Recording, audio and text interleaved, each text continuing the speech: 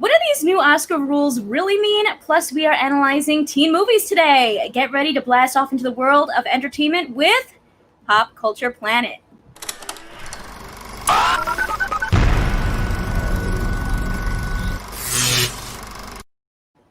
Hello, and welcome to a brand new episode of Pop Culture Planet. I'm your host, Kristen Maldonado, and this is your weekly destination for in-depth pop culture discussions.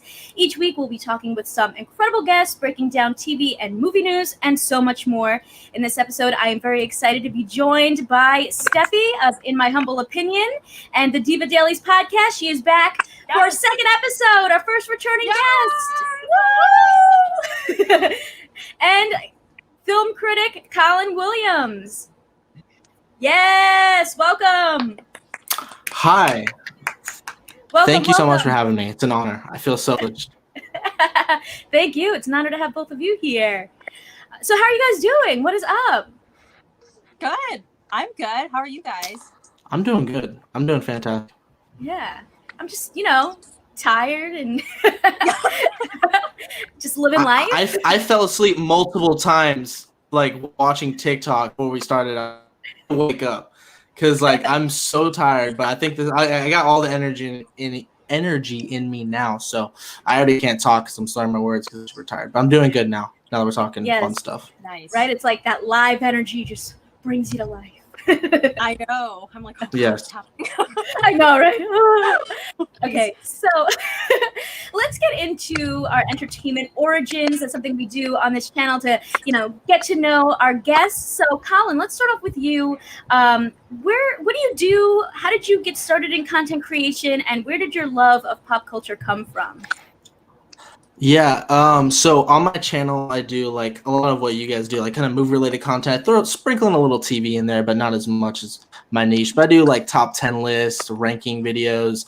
Love doing live streams and having discourse with people I disagree with. I love doing that. Having people on with different perspectives and just talking about movies. I also have a podcast of my own on Ryan O'Toole's channel, which Kristen was on, so that was a lot of fun. Yes, thank you.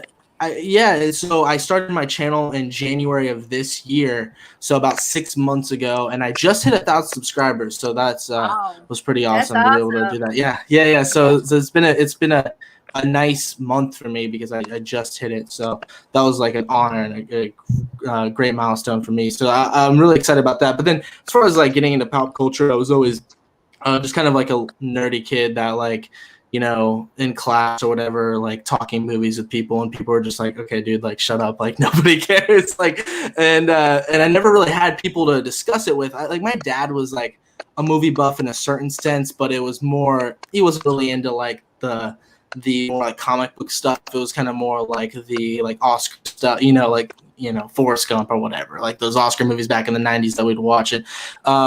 So I kind of just I saw what people were doing online on YouTube, and I always had I was in film production class in high school on the school news, the Sting. We were the Scorpion, so thanks for watching the Sting. That's what we did. So we did fun skits and movie kind of based off movie related type stuff. So I always had a creative kind of mindset. So when I wanted to do this, I felt I was capable creative side. I just needed to get a decent personality and in front of the screen, and that was the trickiest part, but I feel I'm kind of getting a hold of it. But it's been amazing. I met some awesome people. So that's great. That's awesome. So since you do mostly movies, what is your favorite movie of all time? Okay, so there's the film nerd answer, and then the film critic answer. The film nerd answer is The Empire Strikes Back. As a huge Star Wars fan, Empire Strikes Back is my childhood. The twist, Darth Vader is Luke's father, just blew my mind as a kid. But my film critic mind is The Social Network, which I think is the greatest written script of all time. Aaron Sorkin.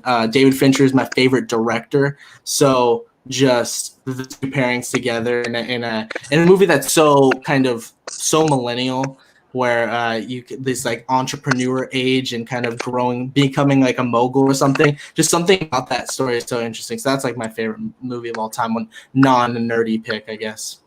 Awesome, very cool. So, Steffi, we have gotten your entertainment origins already because you were on our first episode. So, why don't you tell us a little bit about what you've been up to, what you're doing with your channel and Diva Dailies, and what you're working on? Well, as Kristen mentioned, I host a podcast called Diva Dailies, and the tagline is it's a podcast where we deconstruct divas on film and TV. And Kristen brought me on specifically for this episode because throughout the month of September, we've been talking about back to school divas, and it's, a lot of the movies that we talk about throughout the month are teen movies. So that's kind of been my focus and attention as of late, just getting to talk about wonderful, teen movies from the 90s and 2000s. And Kristen and I were joking that this episode that we're doing right now for her show is like our senior thesis, if you will. So very excited for it to all culminate right now in this moment. Yeah. Yes. But of course, make sure to check out Diva Dailies each week. What day do you have your episodes come out? Because all throughout September, we're talking about these teen high school movies. Yeah. So it's every Wednesday. Just check wherever you listen to podcasts, like Apple Podcasts, Spotify, Deezer, Google Podcasts. We're there. It's called Diva Dailies every Wednesday. So yeah, I'm sure a lot of the movies that we talk about in September are going to be brought up today. So it's a nice little preview of what's to come. Yes, exactly. And I love how analytical we get in all of your episodes. So I feel like we learned so much. We've already prepared for this. So make sure you check out those episodes. Yeah, awesome. Okay, cool. So let's get into our first news topic of this week. I'm sure you guys have heard about the Oscars' new rules in terms of diversity and inclusion. They've announced that there are kind of these 4 groups that they're going to be looking for when it comes to picking Best Picture at the Oscars. These rules actually don't come into play until 2024. But I think that they're really interesting, and I'm excited to get into our discussion about them. But just so you guys know what they are, you need to have at least 2 of these 4 basically categories addressed within your film production. The first is dealing with stories and characters on screen having either lead or significant supporting actors from underrepresented groups, having at least having 30% of the cast in secondary or minor roles from underrepresented identity groups, or having just a story or subject about that. The second group is having the creative and production team being more diverse and inclusive, having different underrepresented groups. Group C is having interns and apprenticeship opportunities for those people, and Group D is about the audience development. So having multiple senior level executives from underrepresented groups in terms of marketing, publicity, or distribution teams. So this is this new rule that doesn't kick off until 2024 Oscars, but it brought up a lot of discussion about diversity and inclusion in Hollywood and in the Oscars specifically. And so I think that it's a great topic for us to start off with first. I don't know if anyone particularly has any thoughts that they want to jump in with. But again, this is for Best Picture specifically, and not for all the other categories. Yeah. Colin, do you want to start? Yeah, sure. I don't mind at all. First of all, I want to just preface this by saying too, I think we can all agree, us three too, all of us, is that diversity is super important when it comes to movies, and that it's great when it's represented, and it also it's been a problem in Hollywood for a while. When I first saw this news, looking into the details, these are pretty manageable rules that a lot of people especially I believe C and D or B and C, I can't remember, where you could a lot of movies be able to qualify just on those rules alone. But the way I always viewed it at first, it was I always thought that diversity was an issue in movies, that not enough people are being represented. But the way I always looked at it was that it was a Hollywood problem, not necessarily an Oscar problem. So when people were complaining that not enough minorities or people of color or whatever are being nominated for the Oscars, I always viewed it as that's not the Oscars' fault. They're supposed to take what films they have and then nominate the best films that they can for certain categories or acting categories or whatever. Hollywood takes the blame on that, and it's Hollywood executives that need to do a much better job of hiring people of color. And we're seeing it, especially with like big franchises like Marvel or something, like hiring more women directors, women people of color, or something like that. And they're doing a much better job. But I always viewed it, and this is kind of where the debate came on Twitter, and some people saw my opinions and stuff. I don't think it's an unreasonable thing to say, and we can have the discourse to say, when you view film as art and there's rules that might limit it in any way possible, even if it's minute, like some of these were, that was my main issue with it, was the fact that you're telling an artist essentially bending the rules away to how they should make a film. So that was kind of my big objection to it, because a lot of the things, especially like how the indie scene came to play, was kind of like anti-corporation and kind of anti these big establishments that have all these rules. So to establish rules that tell people kind of how to make a movie, as small scale as it might be, can be a little bit off-putting for me. I don't think it's for some people that are on my side of the aisle, where they're saying like, I just think they should just nominate the best movies, not caring about, not necessarily caring, but not factoring in diversity as a relevant issue for how good a movie is. I don't think that's an unrealistic thing to say. Unfortunately, on the internet, if you say that, you're called a bigot or racist. So it's like, can we just focus on the issues? Like, that was kind of my big thing. It's like, we can have this conversation and then discuss it and then understand each other's point of views and stuff. And like, the people on the other side, I understand where they're coming from. What's 100%. Okay. What about you, Steffi? What are you thinking about this topic? I mean, it's a start. I think, yeah, it's a start. It will be interesting to see the long-term effects of actually implementing these rules. I was kind of surprised at how like detailed the rules were, especially when it came to, I'm trying to look at like the language, the verbiage of the actual rules, but like I think it's really interesting. Like they're labeling like what they define as like a racial or ethnic group, and underrepresented identity group. I think that's interesting, the verbiage that they're using in the rules. But yeah, I mean, it's a start. It's kind of hard to foresee what's going to happen, but I think a lot of the rules, the intention is to practice more diverse hiring practices. But I don't know, we'll see. I'm hopeful, but I'm also a bit like ambivalent. That's kind of where I'm at. Yeah, like that was my thing. It was good intentions, 100%. Like I always thought it came from good intent. That's why like the arguments that are on Twitter, it's like no, like we're not. This isn't like a love or hate thing. Like if this rule, it's like we all like. I think we can all agree like diversity is a great thing in movies, but it's just like forcing people to do it and like us organically doing it. I heard an argument that some people were saying too that was like, well, the rules are so easy to follow because you can just hire people of color for your interns or whatever, and then follow the rule, and then you could qualify for Best Picture. I'm like, well, yeah, like movie sets are so big, like wouldn't they already do that? So why wouldn't we need a rule like to do that? So like, I guess the frustration is like, why are movie studios already doing that? Why do we have to make a stupid rule to do that? Like they should already be hiring people. You know what I mean? Like movie sets are so huge that like I always like felt like the rule was even like to a certain extent even pointless, because like if anything it should even be more stricter. But again, that would be kind of detracting from my argument, because I don't think there should be any rules for how to make art, because it's art. Like that's how I view it. It's like it's an artist. You can't tell Picasso how to paint his paintings. You know what I mean? Like that's just like kind of my strict like view on it. I think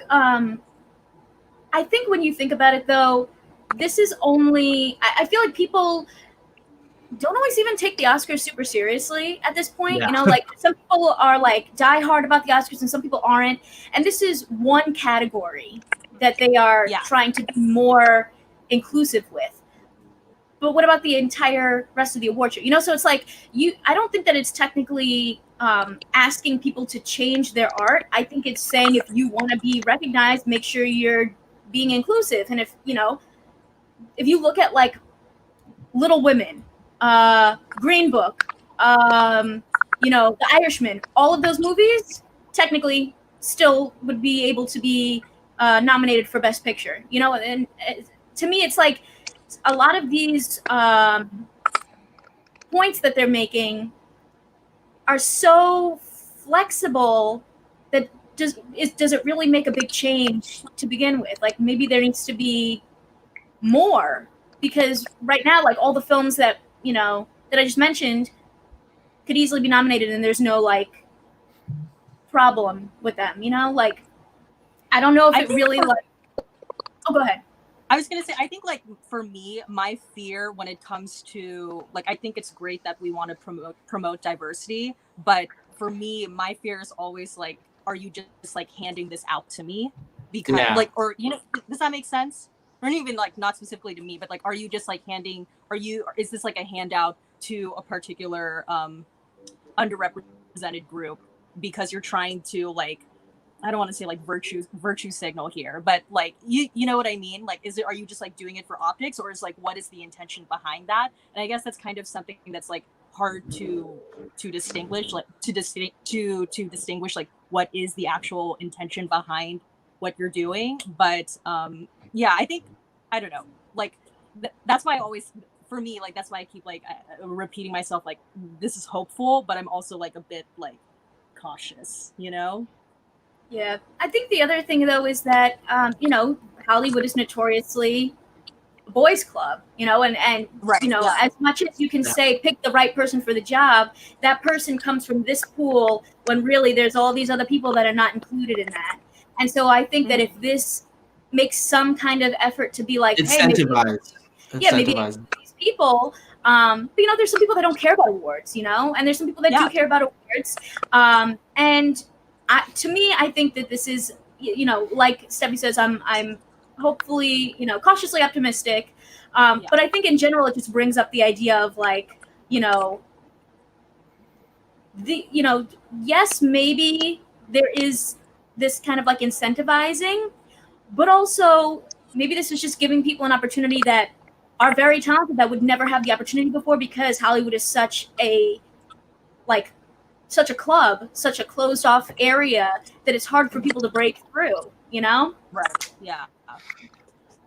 Yeah. I get your point too. I think it's just like, it's a tough line, because like when issues happen or brought up, like something that's so prevalent as diversity, it's tricky because like that's an important issue. So it's like, where do you draw the line where it's, like I said, like it's art, right? Like I have a hard time giving up that almost freedom to where I feel like I should do 100% anything I want with the movie. And that means, and I hate to say, and this would be weird to do this, but I think if that means hiring straight white males for every person in the world, that would never happen because there's too many people on the movie set. I'm not saying that's a good thing to do, but I also think that we vote with our dollars. So the good way to show your that you're upset about movies that have all straight white males is just don't go see the movie. I feel like we could just not support it, rather than like a big corporation like the Oscars that like basically, if you want to be a prestigious like studio, you have to like compete for Oscars every single year. Like the Transformers movies, those movies are dumb. They competed for Oscars for like visual effects. Like every movie, I don't care how dumb you are, like they want to compete for Oscars.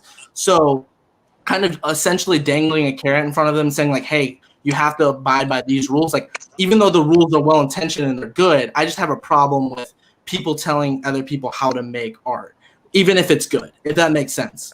I think the other thing to think about is that there are already rules to be considered for an Oscar. Yeah. You know, like you already have to hit certain goals or hit certain milestones or hit certain, you know, whether it's timelines or different things like that in order to even, you know, put a film forward for an Oscar. So there's already rules. This is, I think, just another addition to that. My other thought is just that sometimes I feel like as we're having these conversations, it's like diversity is a lot of people. Yeah. And then, you know, like if there's no diversity, then what does that leave? Only what? White people? So I just don't get how our mindset can be like, we can only have white people be in this area, and that anybody who's not white is considered, you know, sort of other and doesn't, you know, it's a diversity hire to, you know, like to hire them or something. That's a problem. Like, yeah. like it just feels like very separating. Like if you're not a white person, then you are another person. So where do we kind of like draw the line of like, well, why are we even separating everyone? You know, we should all be able to work on film projects or, you know, work together on things. I think the argument would be, I think the argument would be made that this rule might even bring us further apart, because you're saying like some of the rules would be like hiring more people of color for interns, and like a lot of people would be like, well, what does the intern of a movie have to do with anything of how good it is? So I think that would kind of just like it distinctly recognizes a big problem, but almost in something irrelevant to the actual film, if that makes sense. Maybe to the film itself, but maybe to that person's career. Maybe, you know, that person's the next Ava DuVernay, and they started out as an intern, and that's how they got their start. And maybe they wouldn't have gotten an opportunity because they would have gone with just another, you know, some white director's cousins, nephews, you know, relative, you know, and I see what you're saying. Yeah, so I think that I think that it opens up a lot of opportunities, and it just makes me think about like, you know, films like Mulan, who, you know, why is pretty much everyone that was a part of that project writing and doing costuming and doing the music all white? You know, wouldn't you think that you would want to have people of Asian descent as part of that production to help make it more authentic? Or, you know, because or even like Black Panther, how different would that film have been if there wasn't a Black director helming that, and the way that they handled the lighting and the makeup and everything? Like, I think that there is something to having someone whose experience matches the kind of project you're trying to make, you know, in order to create something even better. You know, like sometimes, you know, and we've heard it talked about before that there are many Black actors have said that, you know, there's no Black makeup and hair people on the sets, and they have to do it themselves, or they don't know what to do, and, you know, they don't look, you know, how they'd like to look because there's not someone that can help them. And I think that just, you know, goes to show, like, you know, these having different people being a part of these productions can make them better. You know, right? Yeah. I think that, and I feel like I was just gonna say, to kind of jump on what you're saying too. I feel like the rules essentially are trying to kind of like break the cyclical problem in Hollywood of, like, you know, the same people always being given the opportunity, which kind of addresses what you were saying earlier, Kristen. Like, you know, if you're on a set and you have a predominantly Black cast, but then your makeup artist, you know, they're white, or they don't know how to do Black people's makeup.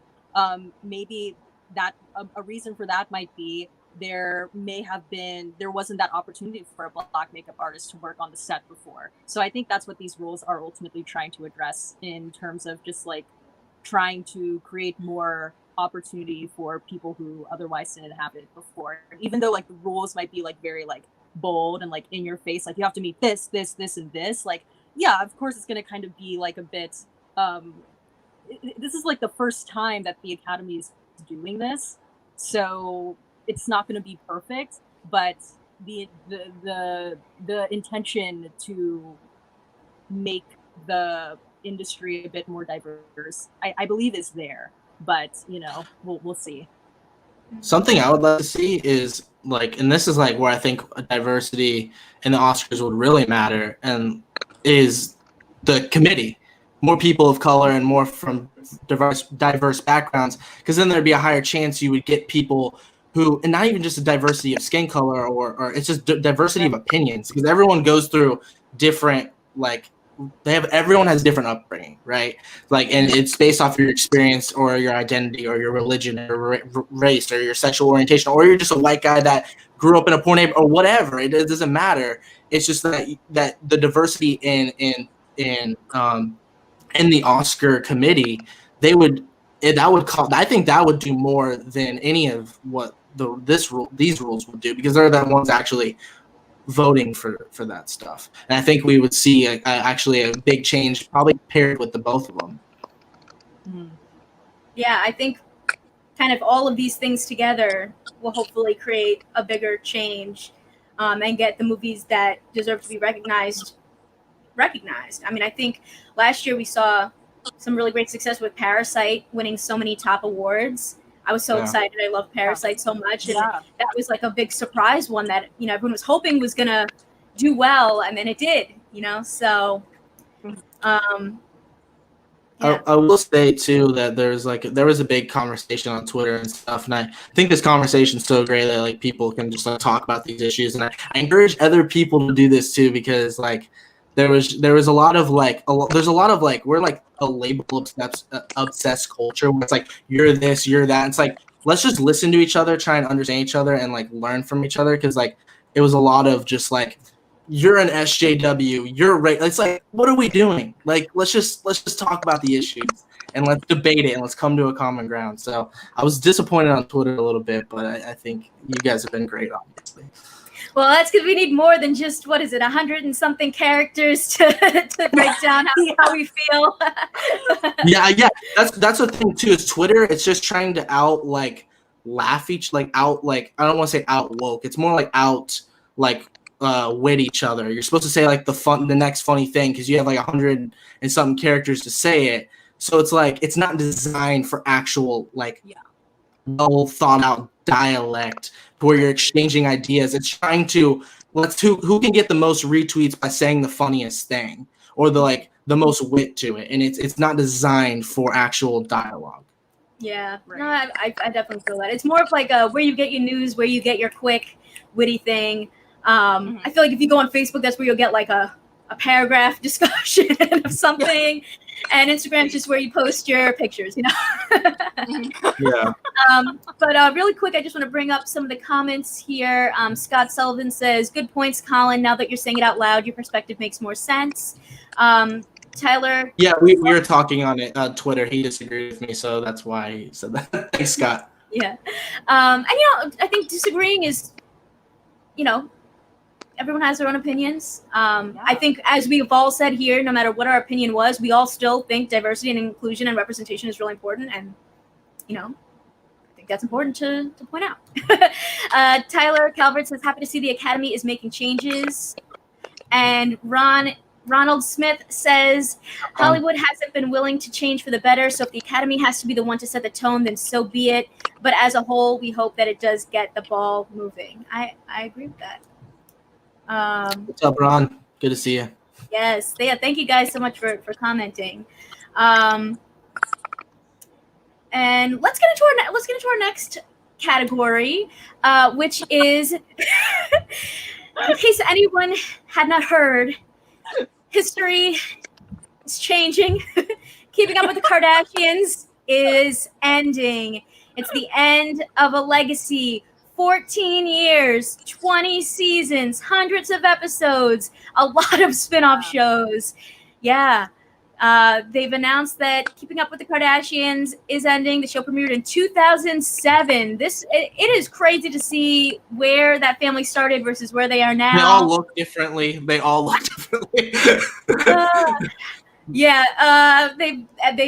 look different. They've grown a lot. They've changed. I remember when it first started, Kylie and Kendall were just the little sisters, and now the two of them have empires.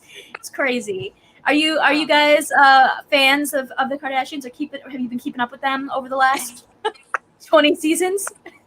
I personally have not been keeping up with them over the past, how many years did you say? Is it 14? 14. Okay, 14. 14 years and 20 seasons. Up with them. Yeah, I mean, I don't even remember the last time, honestly, I watched a Keeping Up With The Kardashians episode, but I mean, it's an end of an era. I used to watch it, at the very beginning, but then, it just grew into this, big thing. So... I feel like what I see now is I don't watch it, but what I do see is all the hilarious TikToks recreating moments from the show. So I feel like that's interesting.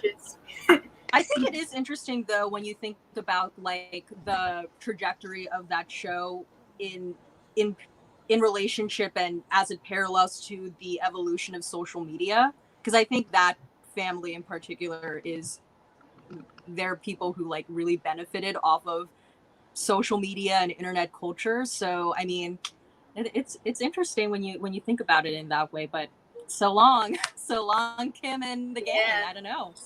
they really created like an empire from just like the internet. Probably I would say some of the first to do so. Mm-hmm. And it's crazy too when you think about how like, because I think in that article that you sent us, like I remember the first season, a lot of the reason why like people even knew who Kim Kardashian was at the time was because of her sex tape, and then Kris because of her association with like the O.J. Simpson trial. So it's interesting to see how like that family's narrative has kind of like changed over time as well, from where they were in like the 2000s to where they are now. I mean, it's impressive. There are people whose careers have tanked from something like that, and they were able to turn it into like a multi-billion dollar, basically like legacy, and get everybody in that family is famous just from Kim kind of starting it out. Right. Yeah. Do you watch it, Colin? Today was a sad day because no, I don't watch it. I've seen here and there, like it's fun. I've seen like the memes, the TikToks, like you guys, and like the funny stuff. But like I gotta give a huge shout out to the Kardashian family because they finessed all of us. None of them, like most of them, have virtually no talent. Like yeah, they're talented for being like businessmen or women or whatever, but like they're not talented in the sense that like they don't sing, they don't act, they don't dance. They're just like have a good personality and they network extremely well. They have a great social media presence and they know how to date really famous people as well. That's the networking. And so and they took a lot of our money, and I applaud them for it. So yeah, I mean, I don't have anything against them. I don't have anything against the show. I think it's funny. Like when I did watch it, it was one of those guilty pleasure moments. Hey, I mean, I watched The Bachelor. I don't really care. I like bad TV. So yeah, yeah. So many good old reality shows. Did you guys ever watch Flavor of Love? I feel like that's the first reality show I probably ever watched. No. I mean, the one I watch is Big Brother. That's like my show. Oh, okay. Nice. I watched. I used to watch like Simple Life with Paris Hilton and then. Well, you guys got to watch Extreme Home Makeover too. That was like the big one. Yeah, we watched a lot of that at my house. The kids, like, they were stuck with like that themed room for like the rest of their life. They would have like a spy room or a treehouse room, and they're like 7 years old. It's like, dang, I'm like 12. I like don't want this anymore. Right. Too funny. All right, and for our last news topic, the Dune trailer came out. I feel like this is one of those movies that everybody's been super, super excited about. Very much anticipating. Is it coming out this year? Is it coming out next year? Who knows anymore? But did you guys check out the Dune trailer, and what did you think? Colin, do you want to start? Yeah, I did. If I'm being honest, I hate to be that guy. I wasn't. First of all, this movie is going to be amazing, so I'm not worried about that. This movie is going to be great. Denis Villeneuve's like one of my favorite directors. The actual trailer, the movie looks good, but as far as like looking at it from a non-like fanboy perspective, I just looking at the trailer, like I think the cinematography looks beautiful. I think the acting's gonna be magnificent. I just think Denis Villeneuve is gonna do such a magnificent job. But first of all, I thought the music choice just didn't really for me personally, and I think the film is I said this from the very beginning before we ever saw we just saw like photos of it. I said the marketing is key for this movie because 2049, which Denis also directed, tanked, even though it was a beautifully done movie and everyone loved it. The people that saw it loved it, but the marketing was atrocious for that movie. And I felt like the marketing, I said that this campaign needs to show all the stars, has to accurately represent the film, but also going to be show a little bit those hero poses and shots and still be fun. I felt like this, and like this is kind of like basically Dune is essentially just like a smart man Star Wars. It's more political, it's more psychological, it's deeper themes and messages. And I feel like while those are all accurately represented in the trailer, I think they needed to hint a little bit more fun in, because I'm not sure how average audience members like my mom or my dad or my brother or like the guy across the street are gonna be like, what's this Dune movie? It looks kind of slow. It looks epic to me. I thought it looked good, but I thought I could have done a better job of selling the movie. I can't wait to see this movie. This movie's going to be great. I know it's going to be good. But I'm concerned box office wise. Plus, I don't know if any movie's going to make any money this year anyway. But we have a comment from Scott Sullivan who says, "My biggest issue with the trailer is that I don't think Greg Fraser is that talented of a DP. I'm not digging the color palette and the lack of backlighting. I need some Roger Deakins." Yeah, I'd probably disagree. But I agree with you, Colin, in that it felt slow.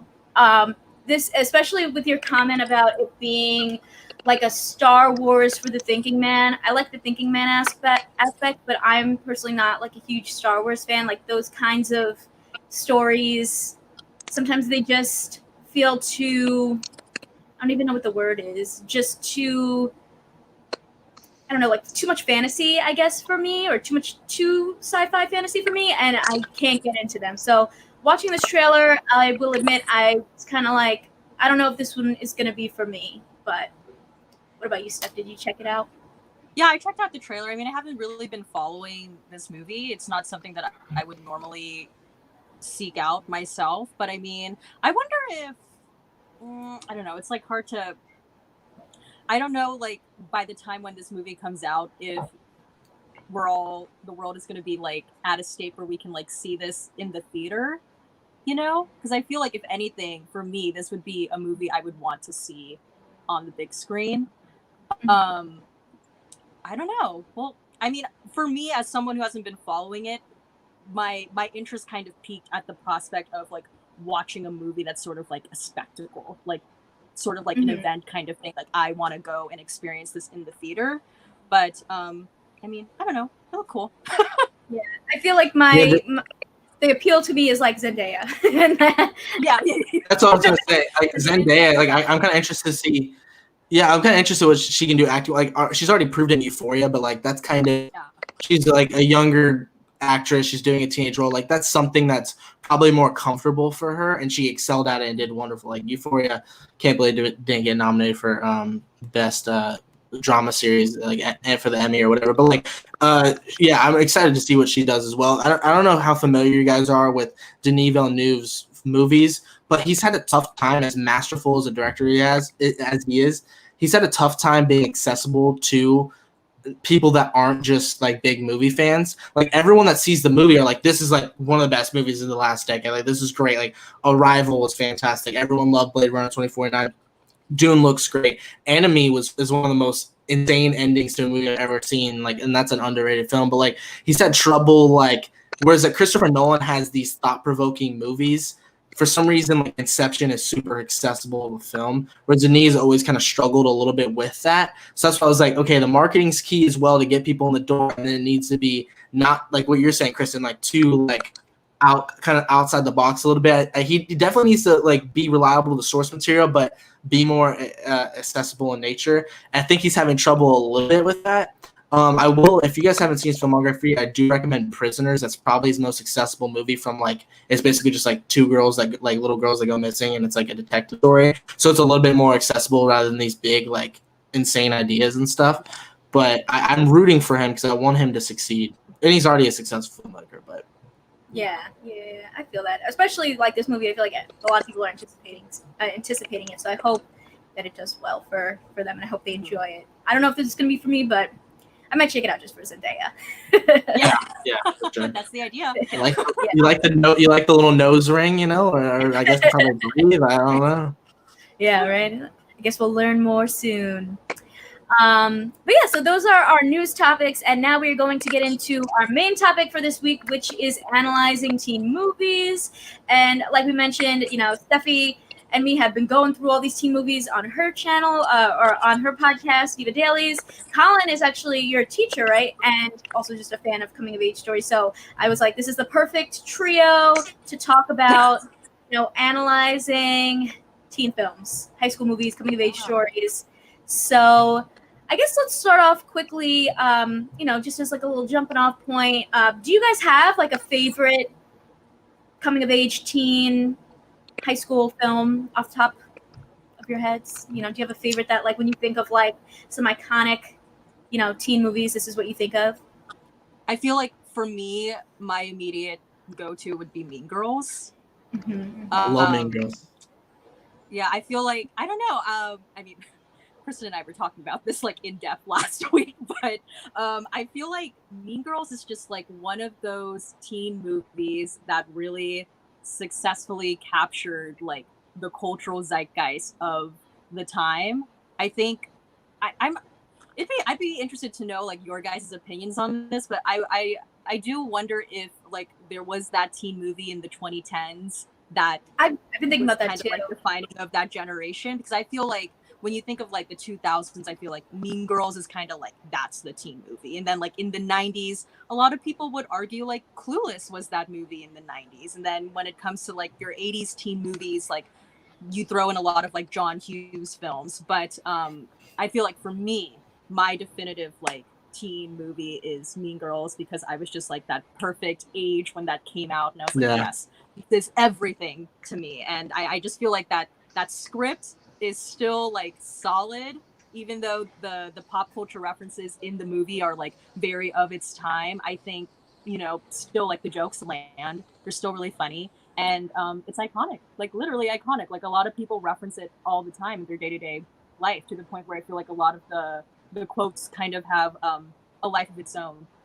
You can't sit with us. Yeah, for me, it's Mean Girls.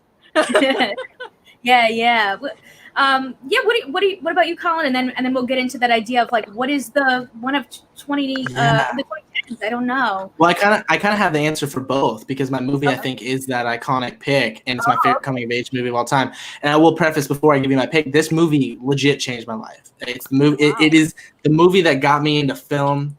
I read the book as well that got me into reading. Paul Rudd I saw as a teacher in this movie, and it just made me want to become a teacher. And that's the perks of being a wallflower. I mean, like, what yeah, you're talking about.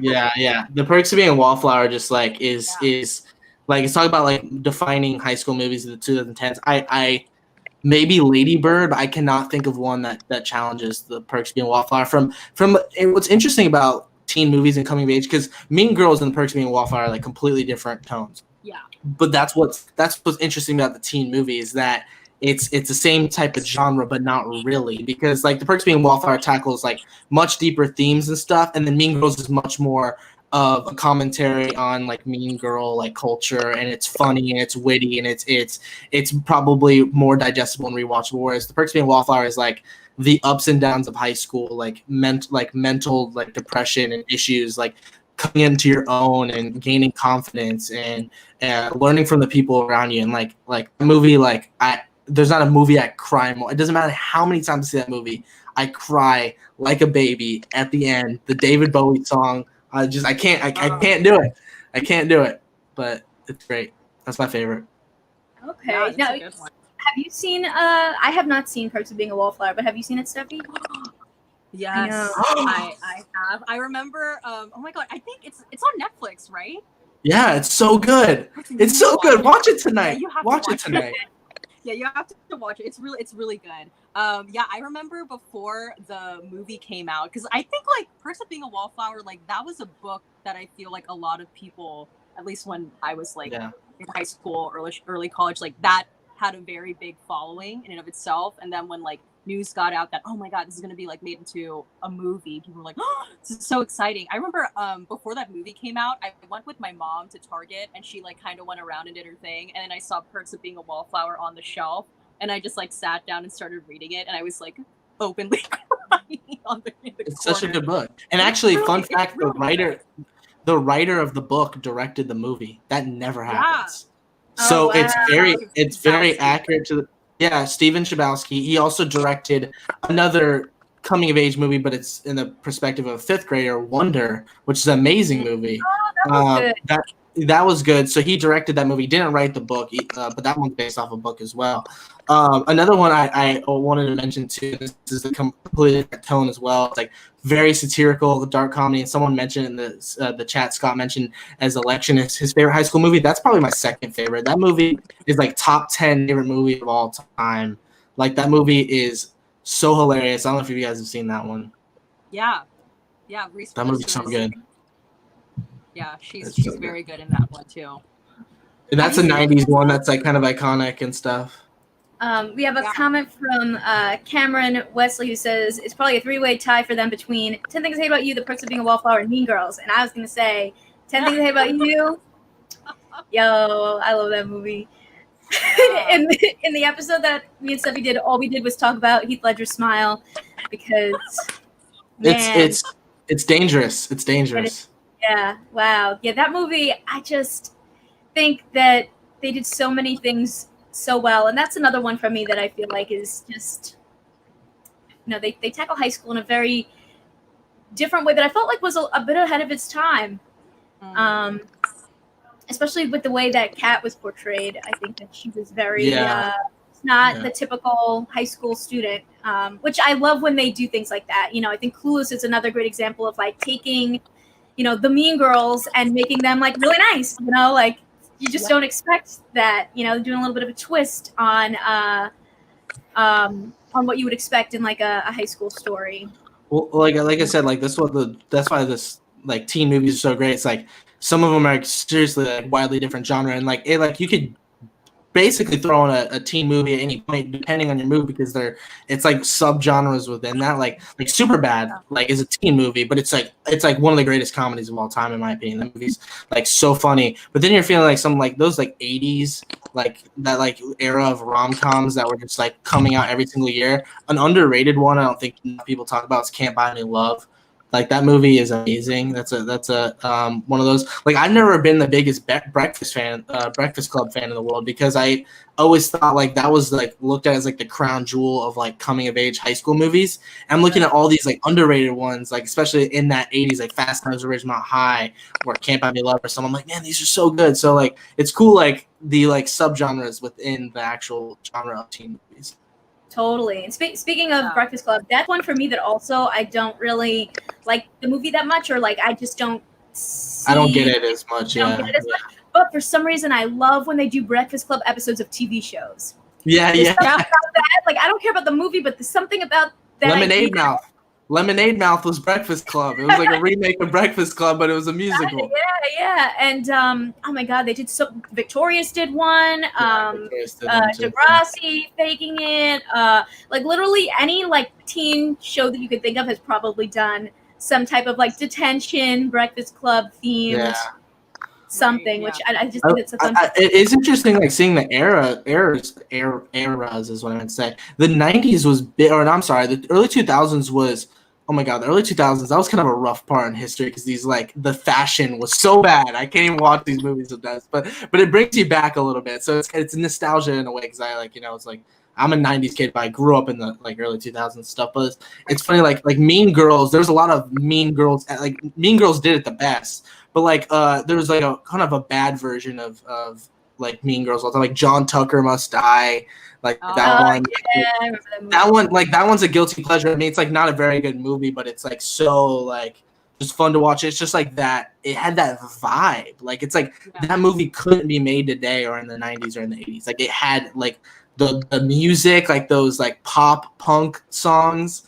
Like I think that's always iconic. The soundtracks in these movies as well. Mm-hmm.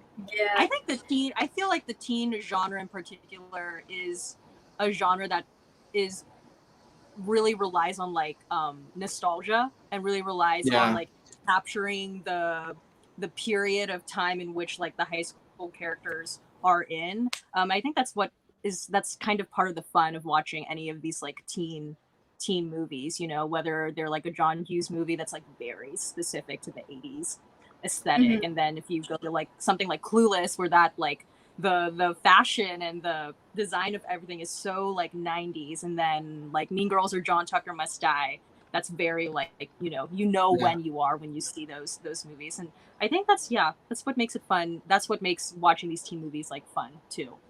You're like, it kind of takes you back to another time. You can like fall into that era, and like some of it doesn't hold up, but some of it does, and or it's just like a little time capsule of what it was like being a teenager then.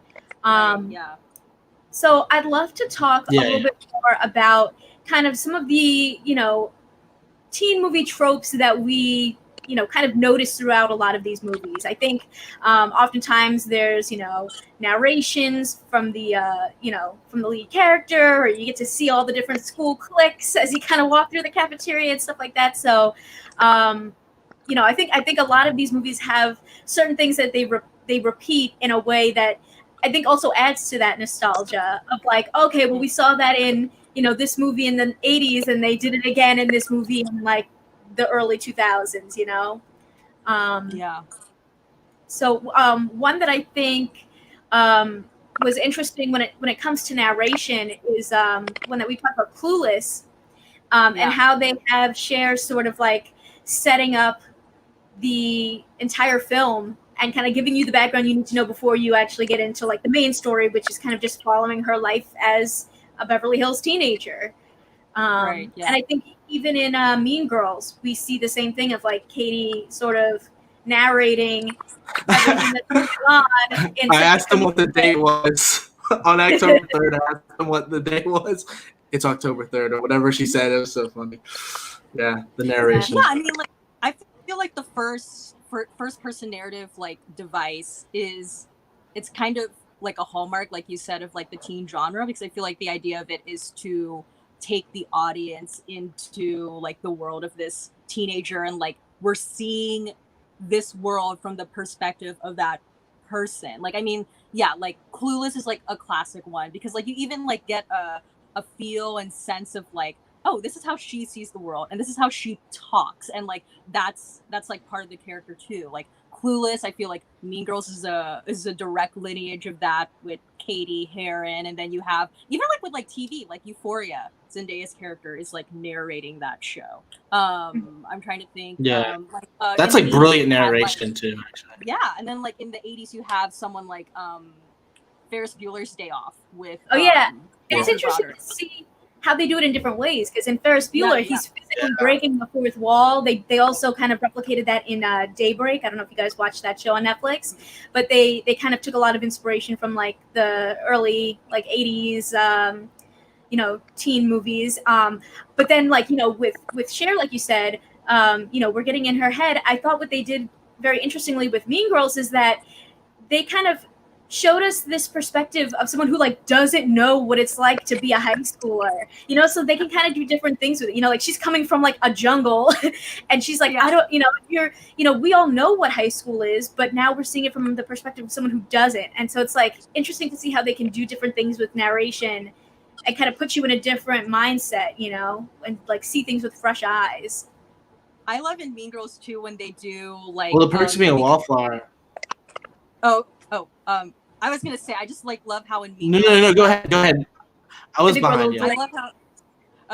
I love how in Mean Girls when there's kind of like that break where because she grew up in Africa, she kind of like has this like daydream fantasy of like them becoming like animals, like the animalistic like ritual stuff that happens in Mean Girls. That's really funny too. Another show that does that is I don't know if you've seen this, Colin, but I know Kristen has. Is it's a British teen TV show called My Mad Fat Diary, where she like will see something and then she kind of like has like a bit of a daydream, and then it's like very like hyper realistic, and then there's like scribbles on the screen.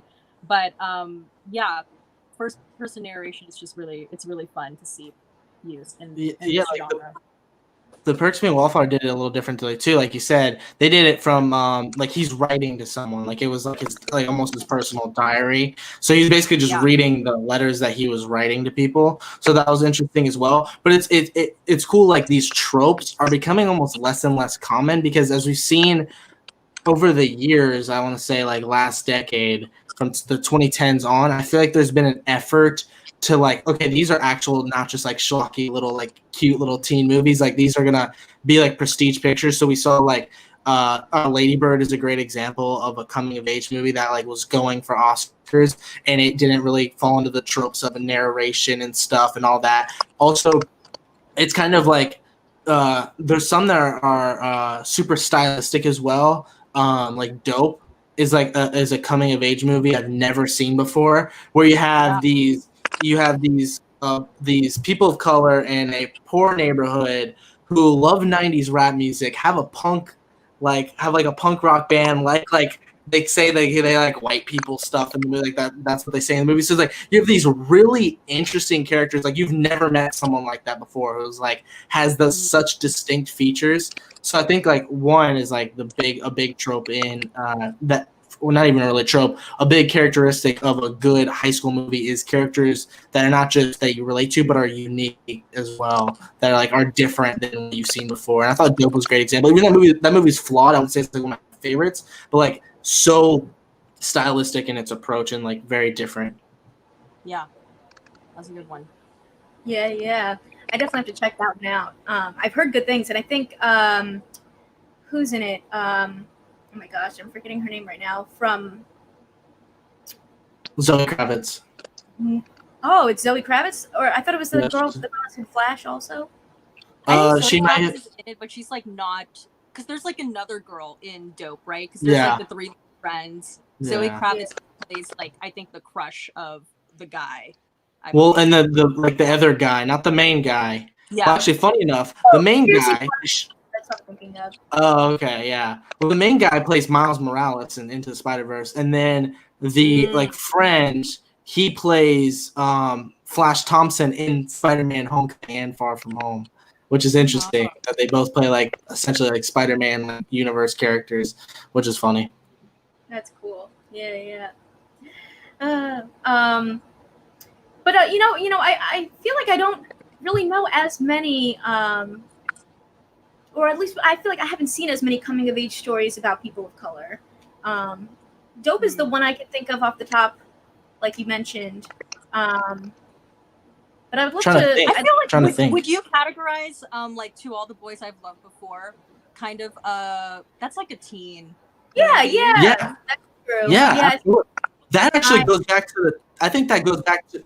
Yeah, I was gonna say that goes back to the 2000s route. I think it has a sprinkle of 2000s like little cheese in it, but then even has 80s. There's 80s references in it. It's a very self-aware like of the genre that it's in, where it's playing on the tropes. And that movie's the second one's not that great, but the first one's adorable. Like it's very it's pretty safe, but it nails what it's going for pretty well. And then of course she's was she Korean or I can't remember what she's an Asian woman. But I think it was Korean. I can't remember. Yeah. That's like kind of deserves more. I feel like that. Yeah, I was gonna say I feel like that's kind of like a movie that is a very like direct line from those like classic John Hughes romantic teen comedies, as well as like the 2000s, iconic movies that we all love. But I think what kind of makes To All the Boys I've Loved Before like a bit different and a bit like revolutionary, if you will, is the fact that like your lead is like a woman of color, an Asian woman at that. So I think I'm trying to think of everything on my Yeah, I was gonna say TV shows are. I was gonna say TV shows are represent people of color more. I think Euphoria, obviously, not even just people of color, but representation. Transgender woman on that show, and then you have On My Block, which I know you love, Kristen, which has people of color as well. So that's a show. Yeah, but what were you gonna say before, Steffi?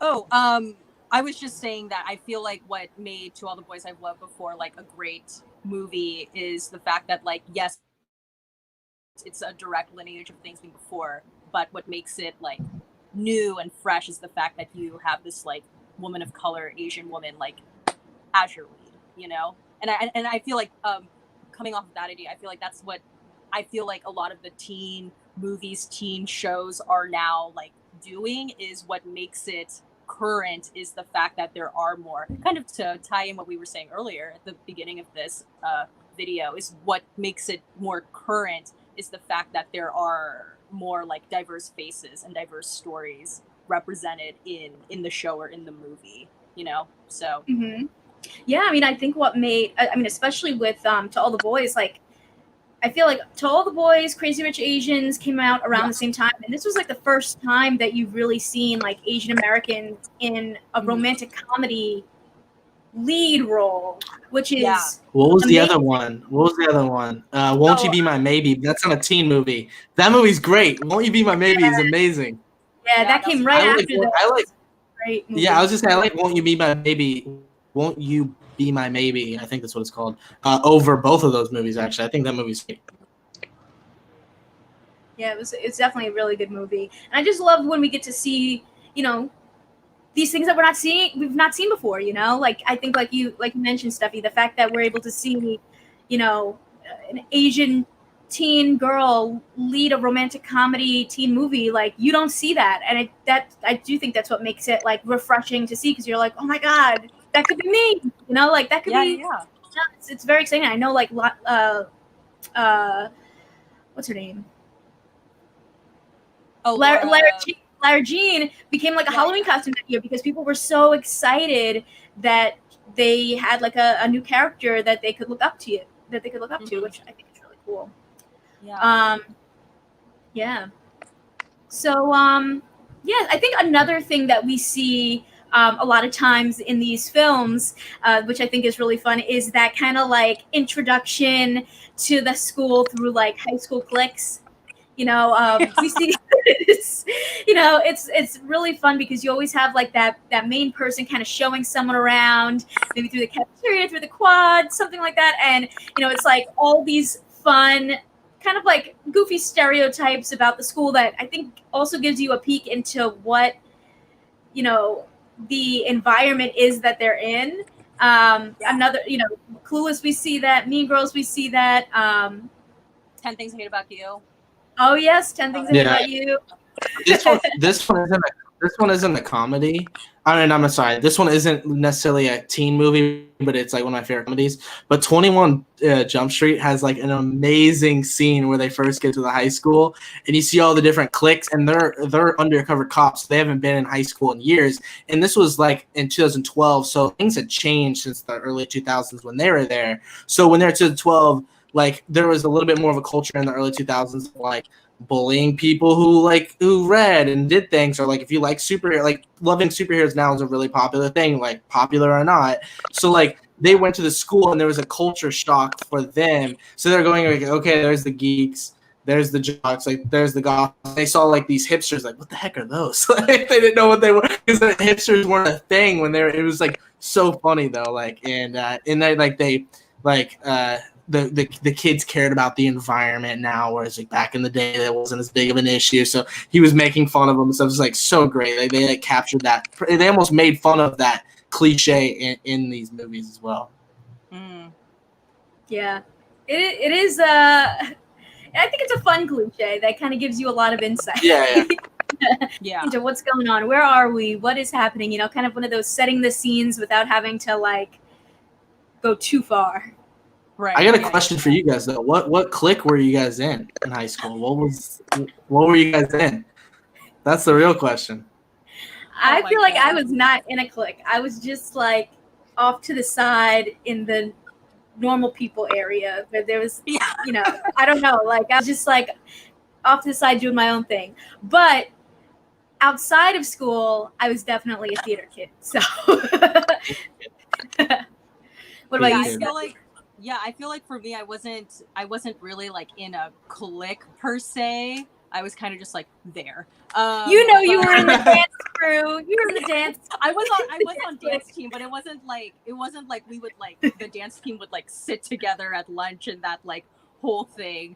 But there was like a clique at my high school that I guess you could say they were like pretty popular, but they were also kind of like known for being like the reckless popular girls at my school, and they were known as like the Shakas.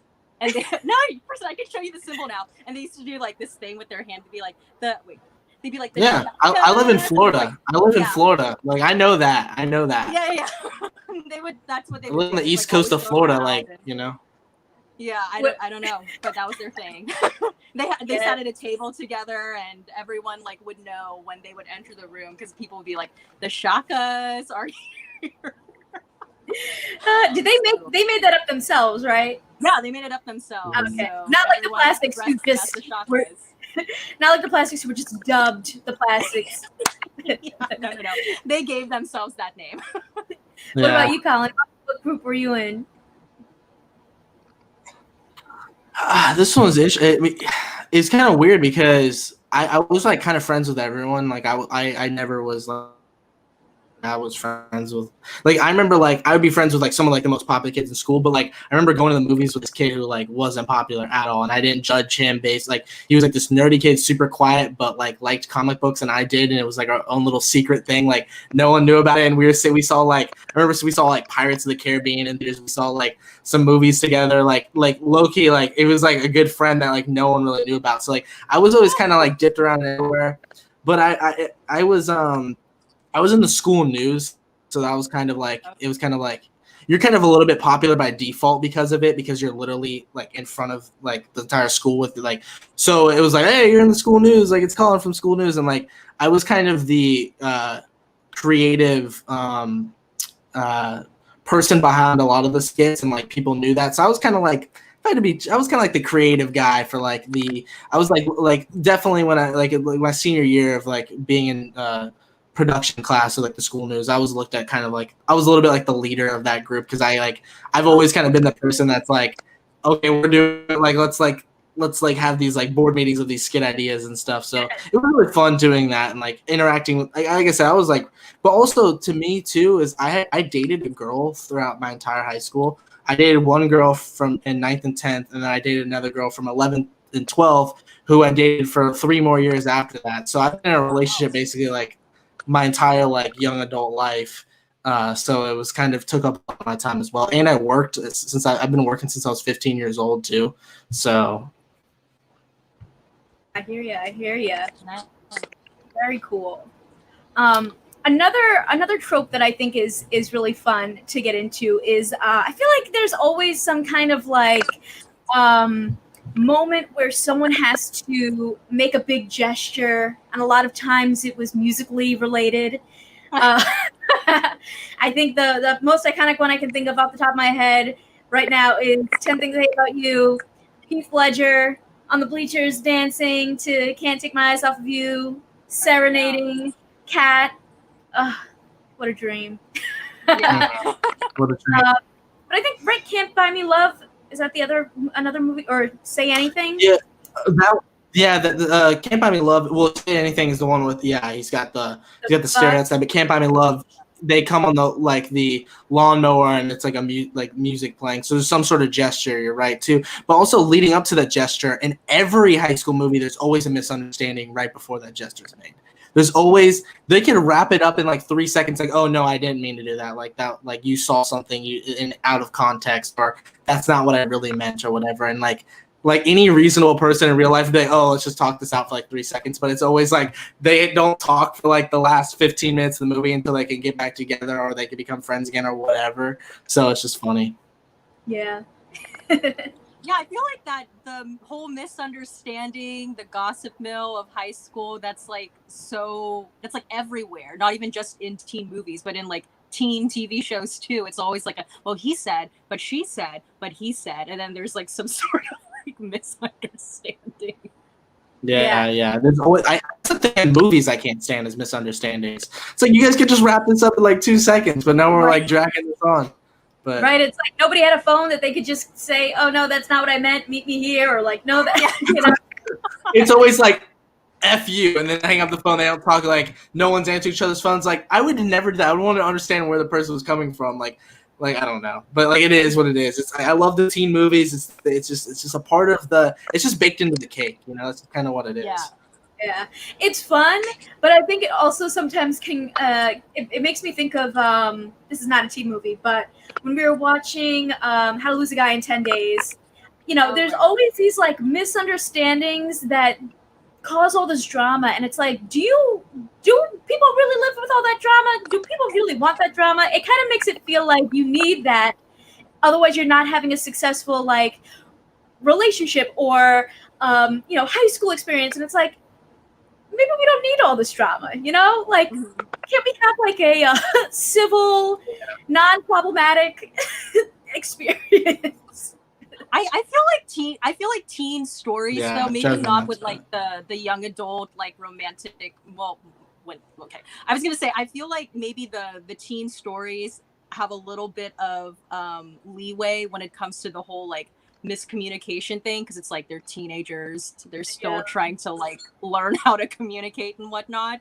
But 10 Things I Hate About as far as like oh, go ahead. Well, say as far as like the gestures too, like that's like the iconic parts. It's not even just the gestures, but it's like that final like this is where they come of age, right? Like that's like this is the moment where like if there was a sequel, you would like to think they got their shit together by now, but like sometimes it doesn't always happen. But like they like the Perks being Wallflower, it's that moment where they like they're in the car. This is it. This is high school. One day, our pictures of us are just going to be old photographs, and we're just going to be memories, and like the music's playing, and it's just like it's like almost epic in a certain way, and for an intimate movie like high school movies are. Yeah. Oh, you always get that iconic song. Yeah. What's some of the favorite songs? What's some of your favorite songs? Like, what's like the song in like a high school movie? Like, or like montages, or there's always like the wake up scene. Oh, I'm late for school, and they have like oh, I'm gonna grab breakfast real quick. Like your mom's like making this big breakfast, and you can only grab the banana because you're late for your bus. And you're like, man, she just made you like 20 pancakes. Like, what are you doing? Yeah, why? Right? You made like a whole spread, and you took an apple and ran out. just grabbed an apple. Oh, sorry, mom, gotta run. I know they did that in Love, Simon. Like Jennifer Garner makes this like beautiful breakfast spread for Simon, and then all he does is grab a piece of toast, and that's it. I'd be like, I'll be late for school. Bye. Also, who has the time to make that in the morning? Like, I barely eat breakfast. Yeah. I never eat breakfast. Like these people must wake up at legit 4:30 in the morning to make these gourmet meals. But like I guess that's beside the point. But it's like it's hilarious to me. Like, and it's a Disney Channel original movie thing where they wake up. There's a montage of them getting ready and like trying on all the outfits, and their hair's all messy, and they're like, oh, it's like all right, cool.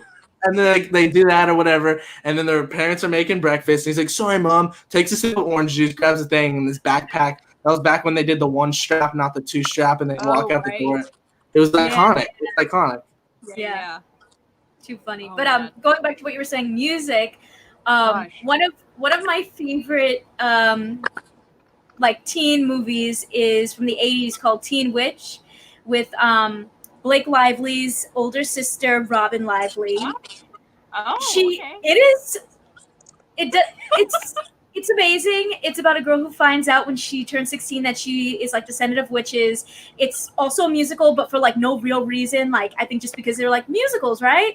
But like if you took all the music out, it doesn't affect the story at all. But there's a song at the end when the girl is at the dance and she gets the guy and she's wearing like the iconic outfit called Finest Hour. And they dance and she like takes off her magical amulet and she's like, I don't need this anymore. And like all is good in the world, and the movie ends, and it's great, and I love that song. Yeah. I think one of the best examples of music in a teen movie has got to be Dazed and Confused. Richard Linklater's Dazed and Confused. I mean, that movie. I don't know if you guys have seen that. It's like one of my favorite movies of all time. But it's like literally every scene. It's like kind of that summer 70s like we're going to parties, we're driving around, we're hanging out with our friends, and something about it that's so weird is it feels nostalgic, and I didn't grow up in the 70s. Something about it feels authentic. Like that movie is legit genius, and like nothing happens in that movie. It's literally just kids going to a party on the last day of school, and it's like one of the most amazing movies ever. It's so weird, but yeah, like musical soundtracks in general, Dazed and Confused is up there as one of my favorites. Also, this isn't a teen movie, but this is like a school movie. School of Rock is like one of my favorite movies. School of Rock, I could talk about School of Rock all day. That's not a teen movie, but it is coming of age. A lot of those kids go through, they start not confident, or they're too one way, and they're not humble enough, like Miranda Cosgrove's character or something like that. And they completely changed it. It's coming of age movie for Dewey Finn as well. That movie's amazing. Yeah, I love School of Rock. So good. And the Broadway musical was great as well. I saw it. I saw the Broadway. When did you see it? When did you see the Broadway musical? Oh, man. Time. I saw it like I don't even know. Maybe like 2 or 3 years ago? Yeah. In New York? Do you see it in New York? Yeah. I'm from New York, so not too far away from the city. It was really good. Actually, what Scott said, he said Richard Linklater's other film, School of Rock, is miles better. I mean, it's better, but I don't want to say it was miles. I think they're both like legit masterpieces. But speaking of what we were talking about with like there always being like some kind of confusion before the big moment where we fix everything. One for me that I feel like happens a lot that I hate, one of my least favorite tropes, is the love triangle where it's like, the guy meets the girl and he likes her, but he also has like this mean girlfriend. And then I feel like this happens all the time where like they start falling for each other and then something goes wrong and then he ends up going to like the dance with the mean girl. And then at the dance, he and the other girl get back together. I hate that. I hate it so much because I feel like you can't be alone, man. You can't just like, you got to be with the person you don't like anymore instead of just waiting to be with the person you do like. It frustrates me. Actually, a movie that doesn't do that, and I love it for it, is if you haven't seen this movie, Kristen, I'll be really upset. The Spectacular Now. Spectacular Now, yeah, that movie is amazing. And have you not seen it, Kristen? Oh my God, where'd you go? I was like, I have to let you guys do the rest of the show yourself because oh my God. That movie's so good, but he goes to the dance with the first of all, talk about movies that don't fall under the trap of like the miscommunications and the break. Like that one, like you completely understand that a popular guy would go for this nerdy girl because it's not that she's not cool. It's just that it's like a nice surprise that he would like her. Like you completely buy that they would be a couple despite them being different people. And it's so authentic and it's not like Hollywoodized at all. It's actually an A24 movie. So those are one of the more authentic portrayals that they do. Have you seen it, Steffi? Have you seen Spectacular? Yeah. That's great. Did you like it or? Oh yeah. I remember really liking it. I think that was kind of like my first exposure to Miles Teller. And I was like, oh. Yeah. And Shailene Woodley too, as well. That was like one of the first kind of big roles she did. Besides, what did she do that one like ABC show? Yeah, because I think she was kind of like trying to like rebrand her career after like Secret Life of an American Teenager, right? Where she was like the that's what it was. And then she and Miles Teller did like 50 movies together or something in a row. They did like a lot of movies together. Yeah, and she would be in like she had a trend where she would be like I can't remember what it was. She'd be in like a movie with Ansel Elgort as like their brother and sister, and then like the next movie they'd be dating. Yeah. But I think for Miles Teller too, it was like they were like related, and then they were like, I don't know, they've been in so many movies together. Yeah. So, do you guys have any tropes like that you're just like, I can't stand when they do that? I don't know.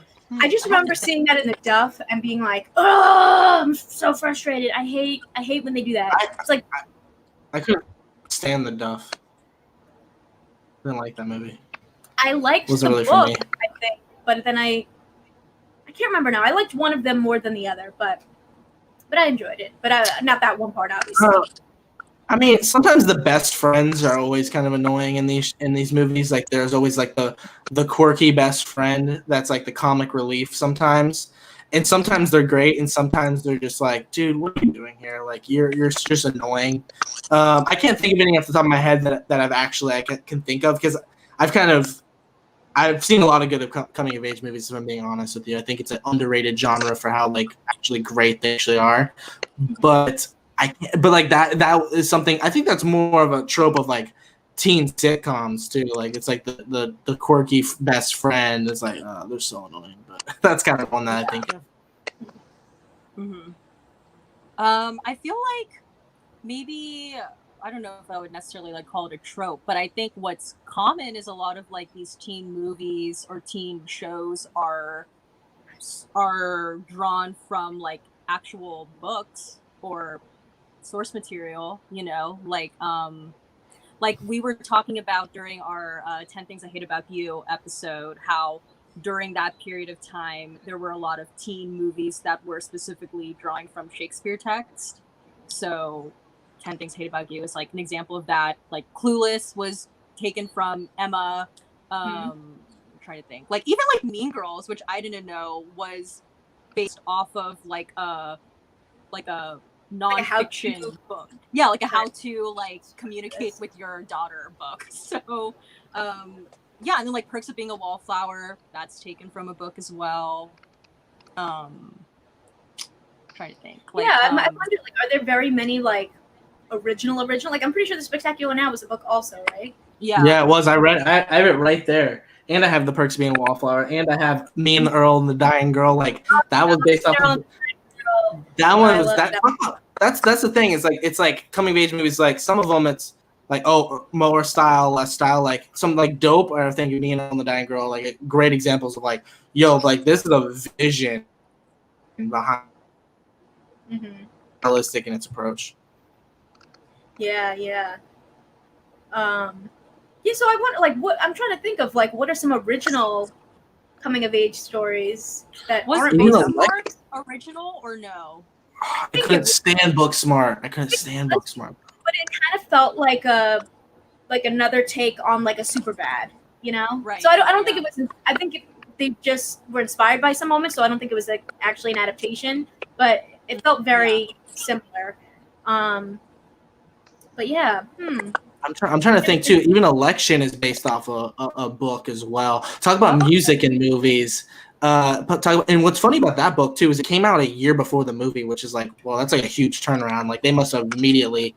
It's almost like he wrote the book for it to be adapted to a movie immediately. But talk about music in movies. Yeah, like, I've heard of books like the minute the book is announced, they're like, and a movie's coming, and you're like, oh, okay.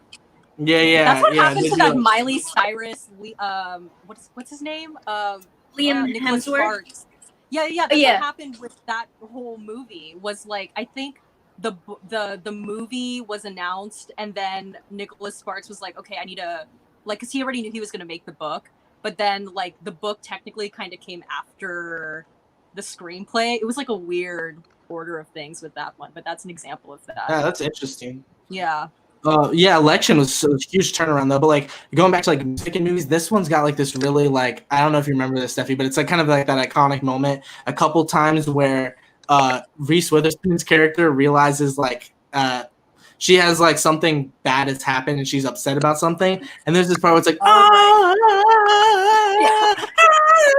it's like this like super intense like almost like jungle like predator sound where it's like she's about to kill this person because of a high school election.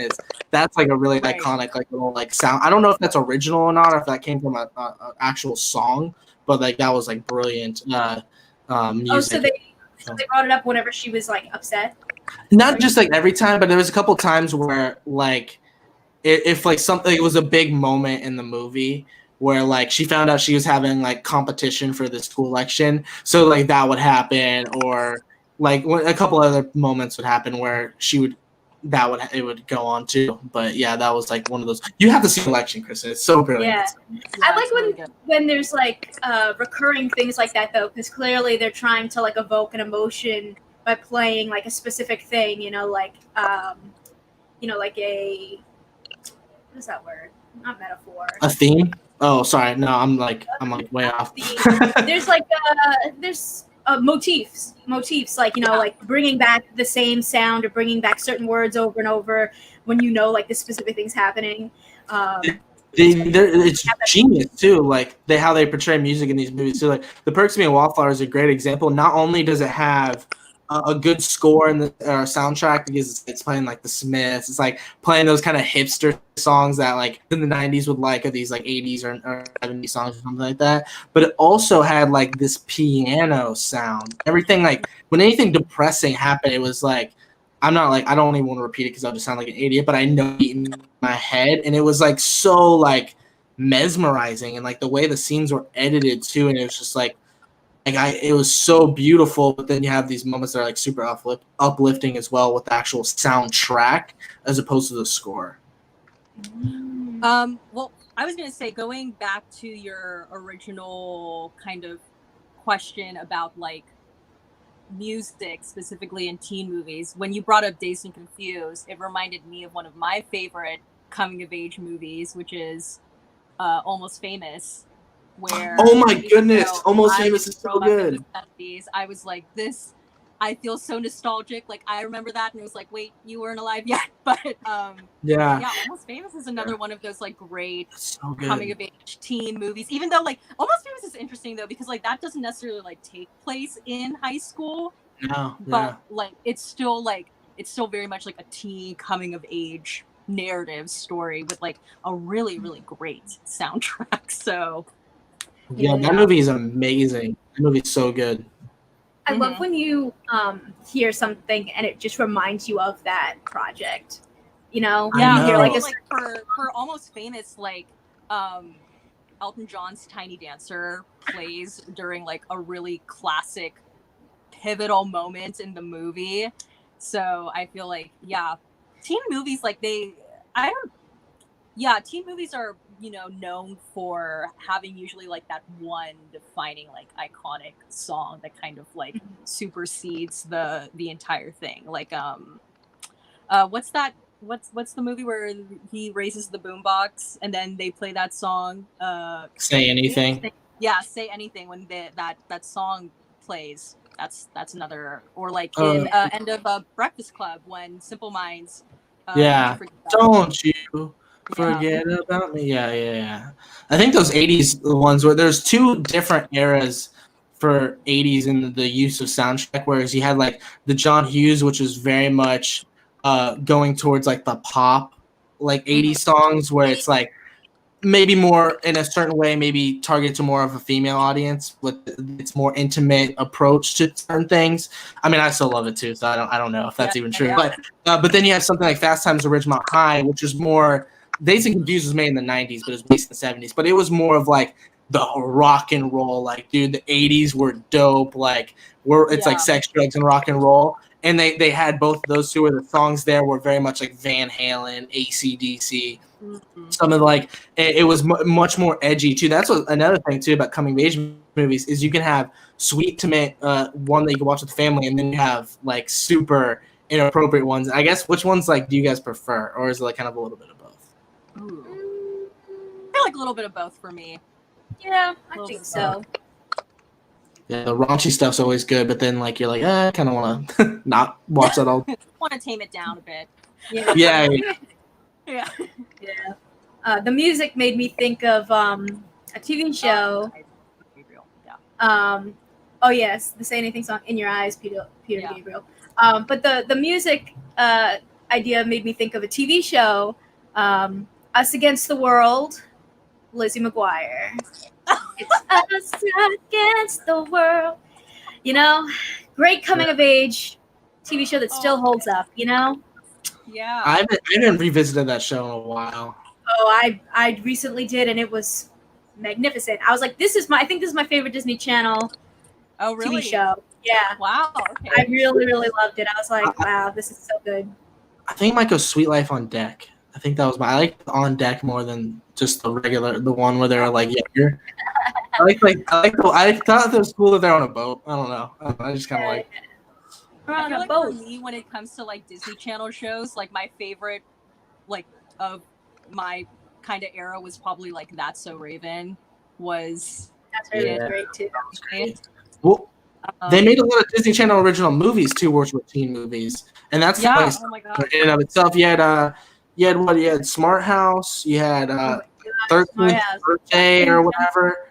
High School Musical. We haven't even mentioned High School Musical. Like High School Musical is like iconic. And then of course Lemonade Mouth is basically a masterpiece, but people don't want to talk about it. But yeah, what are some of you guys' favorites like high school like kind of Disney Channel movies? Oh my God. Oh man. Oh my God, the Cheetah Girls. I wasn't a big Cheetah Girls.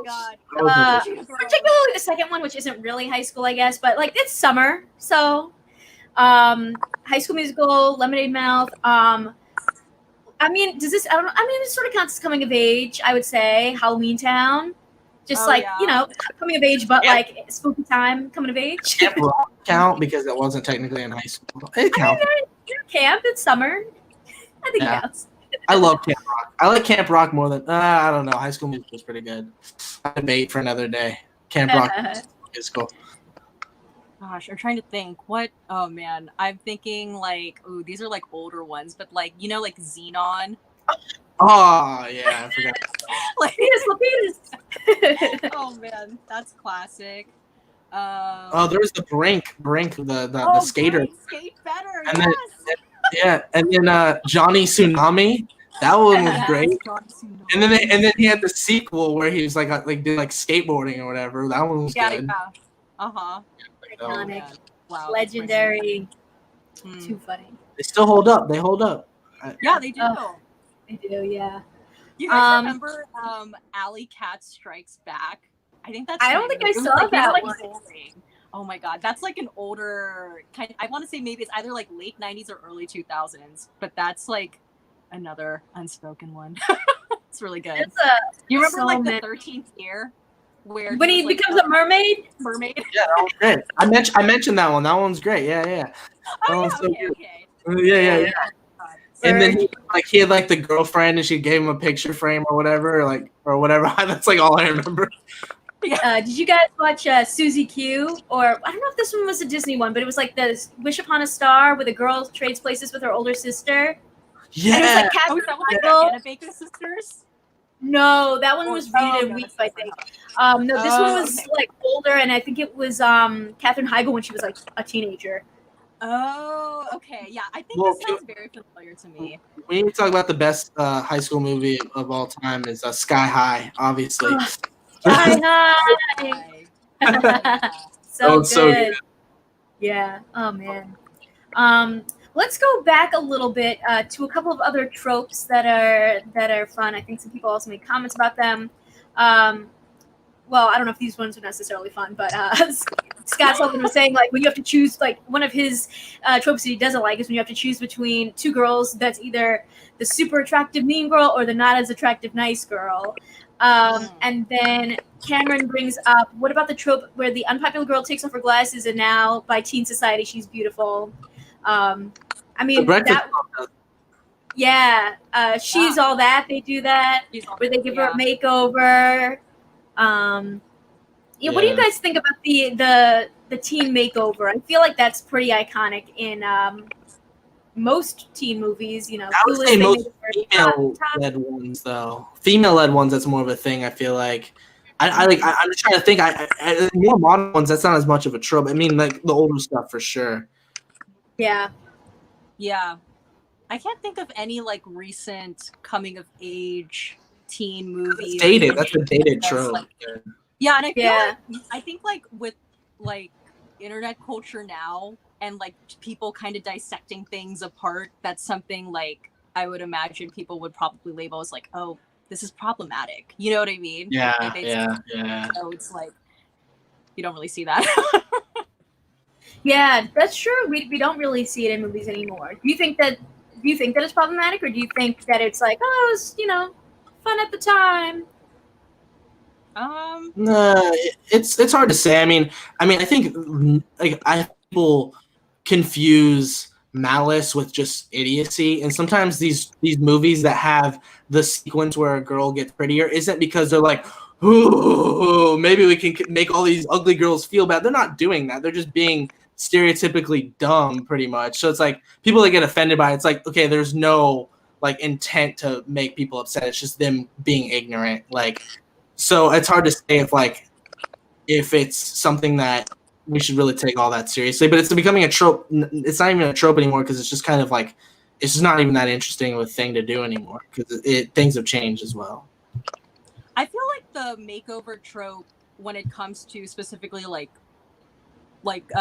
girl chick flick movies is supposed to like that comes at the point in the story where it's like the physical transformation is supposed to kind of like represent the inner transformation that's taking place within the girl. But I feel like sometimes like young girls specifically who maybe like watch a movie or show that does that, they don't necessarily like tap into like, oh, that's what's happening. They're like equating like they have a different takeaway of that moment.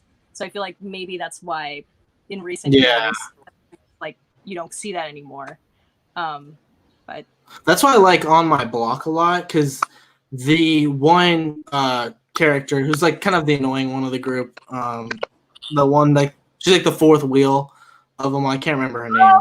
Jasmine, I love her. She's my favorite character. She's so great. She's annoying, but she's like not too annoying, right? Like she's annoying to the characters, and by most stretch of the imagination, I'm not trying to like be rude to her, but like she's not what most people would say like is just this beautiful supermodel looking girl. She's a little heavier set. She's a little bit unique looking and stuff. But I think they portray her in a way that would make people feel good, or like or want to be friends with someone like that. Like not afraid to be someone that looks a little different. You know what I'm saying? It's not like these. And even Monse, she's a cute girl, but she's not like this super sexy supermodel. And they do a good job of like she's still beautiful. You know, I think they've changed kind of the route that way, if that makes sense.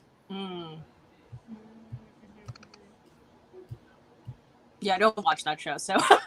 Well, I think maybe it's just making it more, that like regular people can look, can be seen as attractive as well. I mean, I think both of those girls are gorgeous, but I think it just shows that like standards are changing where it's not like you need to like change how you physically look. I think a lot of these characters, especially Jasmine, like. She's very secure in herself and very confident. She's super confident and very like boisterous. Is that the word? Like loud and boisterous. And over time, as they become friendly with her, they realize like how great of a person that she is, and it's more of like just getting to know her. And then you get to see these really like nice sides of her, where she's like really a great friend and really there for people. And I think that's maybe showing that those things are more important than a makeover. I will say sometimes it is fun to see makeover scenes because, when they do like the fun shopping montage, but,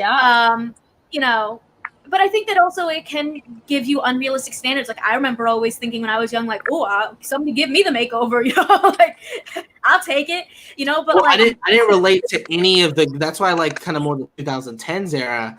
And I think, and even the 1990s and the 1980s did a much better job. I think the 2000s, the representation of males were, I feel like, super toxic. Like they were like super like hulking guys, jocks, typically douchebags, like bros before hoes kind of guys that were not like giving me as a kid very like good I guess not representation, but like a role model, I guess. Whereas like I see someone from the Perks of Being Wallflower, I'm like, that kid's sensitive, he's a good looking kid, so I can see myself in him, but he's also a good person. He's like, there's something a little bit more relatable there, where it's like, okay, I'm not just like this super hot whole. And like I feel like the 80s and 90s did even a better job. I feel like it was like that 2000s era. As much as I love it, the way they portrayed men in it was probably accurate, but almost a little dangerous for kids growing up in a certain sense. That's like to be like a popular guy, you had to be like this. Just like douchebag, basically, and they all were. Like John Tucker Must Die. Like it's like the whole movie was dedicated to it. Yeah, that's a really good point. Yeah, I feel like now thinking about a lot of those like 2000s teen movies, like when you even like think about like the look of them and like who was in the actual movie, like they were all like really extremely like beautiful or like good looking people to the point where you're like, I'm not that person. But I feel like maybe now, when you look at like the teen movies and shows of like the 2010s, because now I feel like we're kind of coming back to like they actually look like real people instead of like these like 30-year-olds cast as teens. Yeah, I feel like that's kind of like in reaction to what happened in the previous decade. You know what I mean? Yeah. So. I think those are great points, and I think it just shows how our society is changing. Certain things are less important, certain things are more important. And maybe there is that goal to try to like as Colin said, have like a good role model where like you're focused on like I think a lot of teen stories also now like have people actually having good relationships with their parents, which like in the past you would see like it's always like, I don't want to tell you what I'm doing, or like you're not the boss of me. And now it's like you see these movies where like the parents are really cool and like you can talk to your mom and dad and like showing like that's cool, and I think that that's a good message. I mean, even we saw it in Mean Girls. Katie's parents didn't even know how to like handle her getting in trouble because like she never got in trouble before, and they they had such a great relationship that they were like, oh wait, when you're punished, you can't leave your house. Oh, yeah. Right. Sorry, my headphones like went to crap on me, so I had to like change to these. Okay, but no yeah, worries. but I heard what you're saying about like it's a little bit like cooler to like be nice to your parents and stuff too. And like if you look at something like Lady Bird, that like the core of that movie is literally a mother-daughter story. And also going back to like the whole beautiful, like Saoirse Ronan's beautiful to me, but like by 2000 standards, she would just been like kind of like the nerdy girl almost, because she's, you know, she's just a little bit more quirky, like, and that's like fine. Like, but I feel like it was like in like the 2000 movies, they like full on like it was kind of like the perfect person, like the look and the attitude. Whereas a lot of these characters, it seems like in these newer era, is they're flawed in ways that you can relate to, not flawed because they're genuinely just mean people. Mm-hmm. Yeah, I think that's a great point. So, you know, I think it's interesting because I feel like before we had this conversation, I felt like, I don't know, like if teen movies are being taken seriously, but I feel like after talking with you, Colin, I'm like, oh, maybe there are like more teen movies out there that I like didn't really think about, and even ones like you mentioned that are like getting more prestige. So do you feel like there are, or do you feel like, you know, I think when me and Steffi had talked previously, it kind of felt like the 90s and like maybe earlier 2000s was like a big time for like rom-coms and teen movies, and then like maybe there hasn't been as many lately, but do you feel like that's not or at least that's how I thought. Well, there's definitely a truth to that. I think like even even in 2000s there was a movie called Not Another Teen Movie, so there's definitely an epidemic of like movies like that. But I feel like, yeah, I think now, like from 2010s, I mean, sure, there's been like the stereotypical teen movie, but I feel like there's been an effort to. I mean, Lady Bird got nominated for Best Picture. I mean, The Perks of Being a Wallflower is one of my favorite movies of all time. So like, these are some movies that have come out in the last, like, I'm trying to think even ones mid 90s, good little teen movie, even any kind of younger. Jonah Hill directed that movie. If you guys haven't checked that out, that's a pretty cool directorial debut. But yeah, I think they're just in a coming of age genre, not necessarily just high school, is I think being taken a little bit more seriously than it once was, where it was like before it was just like this, like American Pie was very like inappropriate and kind of fell into those high school stereotypes, and they're fun and they're rewatchable to a certain extent now, but I feel like now they should be taken more seriously for sure. Yeah, I feel like the 2010s teen movies, like a lot of the ones that we're even like naming are independent movies. They're indie movies. Yeah. Edge of 17. Yeah, and I feel like grade. a lot of the teen movies of the 2010s, I think they're a little bit more nuanced in their portrayal of teenage experience. But as a movie, and I definitely agree. Like, I think they're definitely more prestigious than probably they were in like the 2000s. But I wonder, I'm not quite sure if they maybe have like the same like box office power. No, they don't. No. In the 2000s or in the 90s or even in the 80s. Yeah, I agree with that. I feel like we're seeing them more like under the radar and maybe getting more prestige, but not in like a box office. Like even, I don't know, I felt like the movies that we mentioned before, like Clueless and Mean Girls, were movies that like people still quote now. Like if you were to hear As If out of context, you know what I'm talking about. If you were to hear some quote Bueller, like Bueller, you would know what we're saying. I can't think of any movie from like the 2010s that if you quoted to me as a teen movie that I'd be like, oh yeah. I don't. Can you think of any? Like, I can't think of one right now. And I know you said Perks of Being a Wallflower, which I should check out, but I don't like. I don't know any quote from that even out of context, if I haven't seen the movie, that I would know. You know. I think there's ones, but you're big fans of it. It's not really like the wide audiences would know. It's like, okay, so like some big ones are like, you accept the love we think we deserve, but that's such an intimate quote. Like, I feel like that's just something smart people latch onto, and people that are sensitive are like, oh my God, we accept the love we think we deserve. Like, oh, that was so deep. But like, You Can't Sit With Us isn't deep. That's just funny. So and so it's so much more memorable, sadly, even though it's not. And I love that movie. Like, don't get me wrong, but it's just way more of like a schlocky, like cute coming of age movie. Yeah, so I feel like they don't necessarily make those kinds of movies right now anymore. And I don't know if that's good or not. I think it would be fun to have, one. Yeah. But I don't know if they just don't perform. Yeah. I don't know if that's interesting. I mean, it's weird because, yeah, you're right. Like the later half of this last decade, I can't think of like a Mean Girls of that. It's always been more intimate, smaller films. I cannot think. I think it was just an oversaturated area in the early 2000s with like not another teen movie and stuff. It was kind of like that whole thing. Mm-hmm.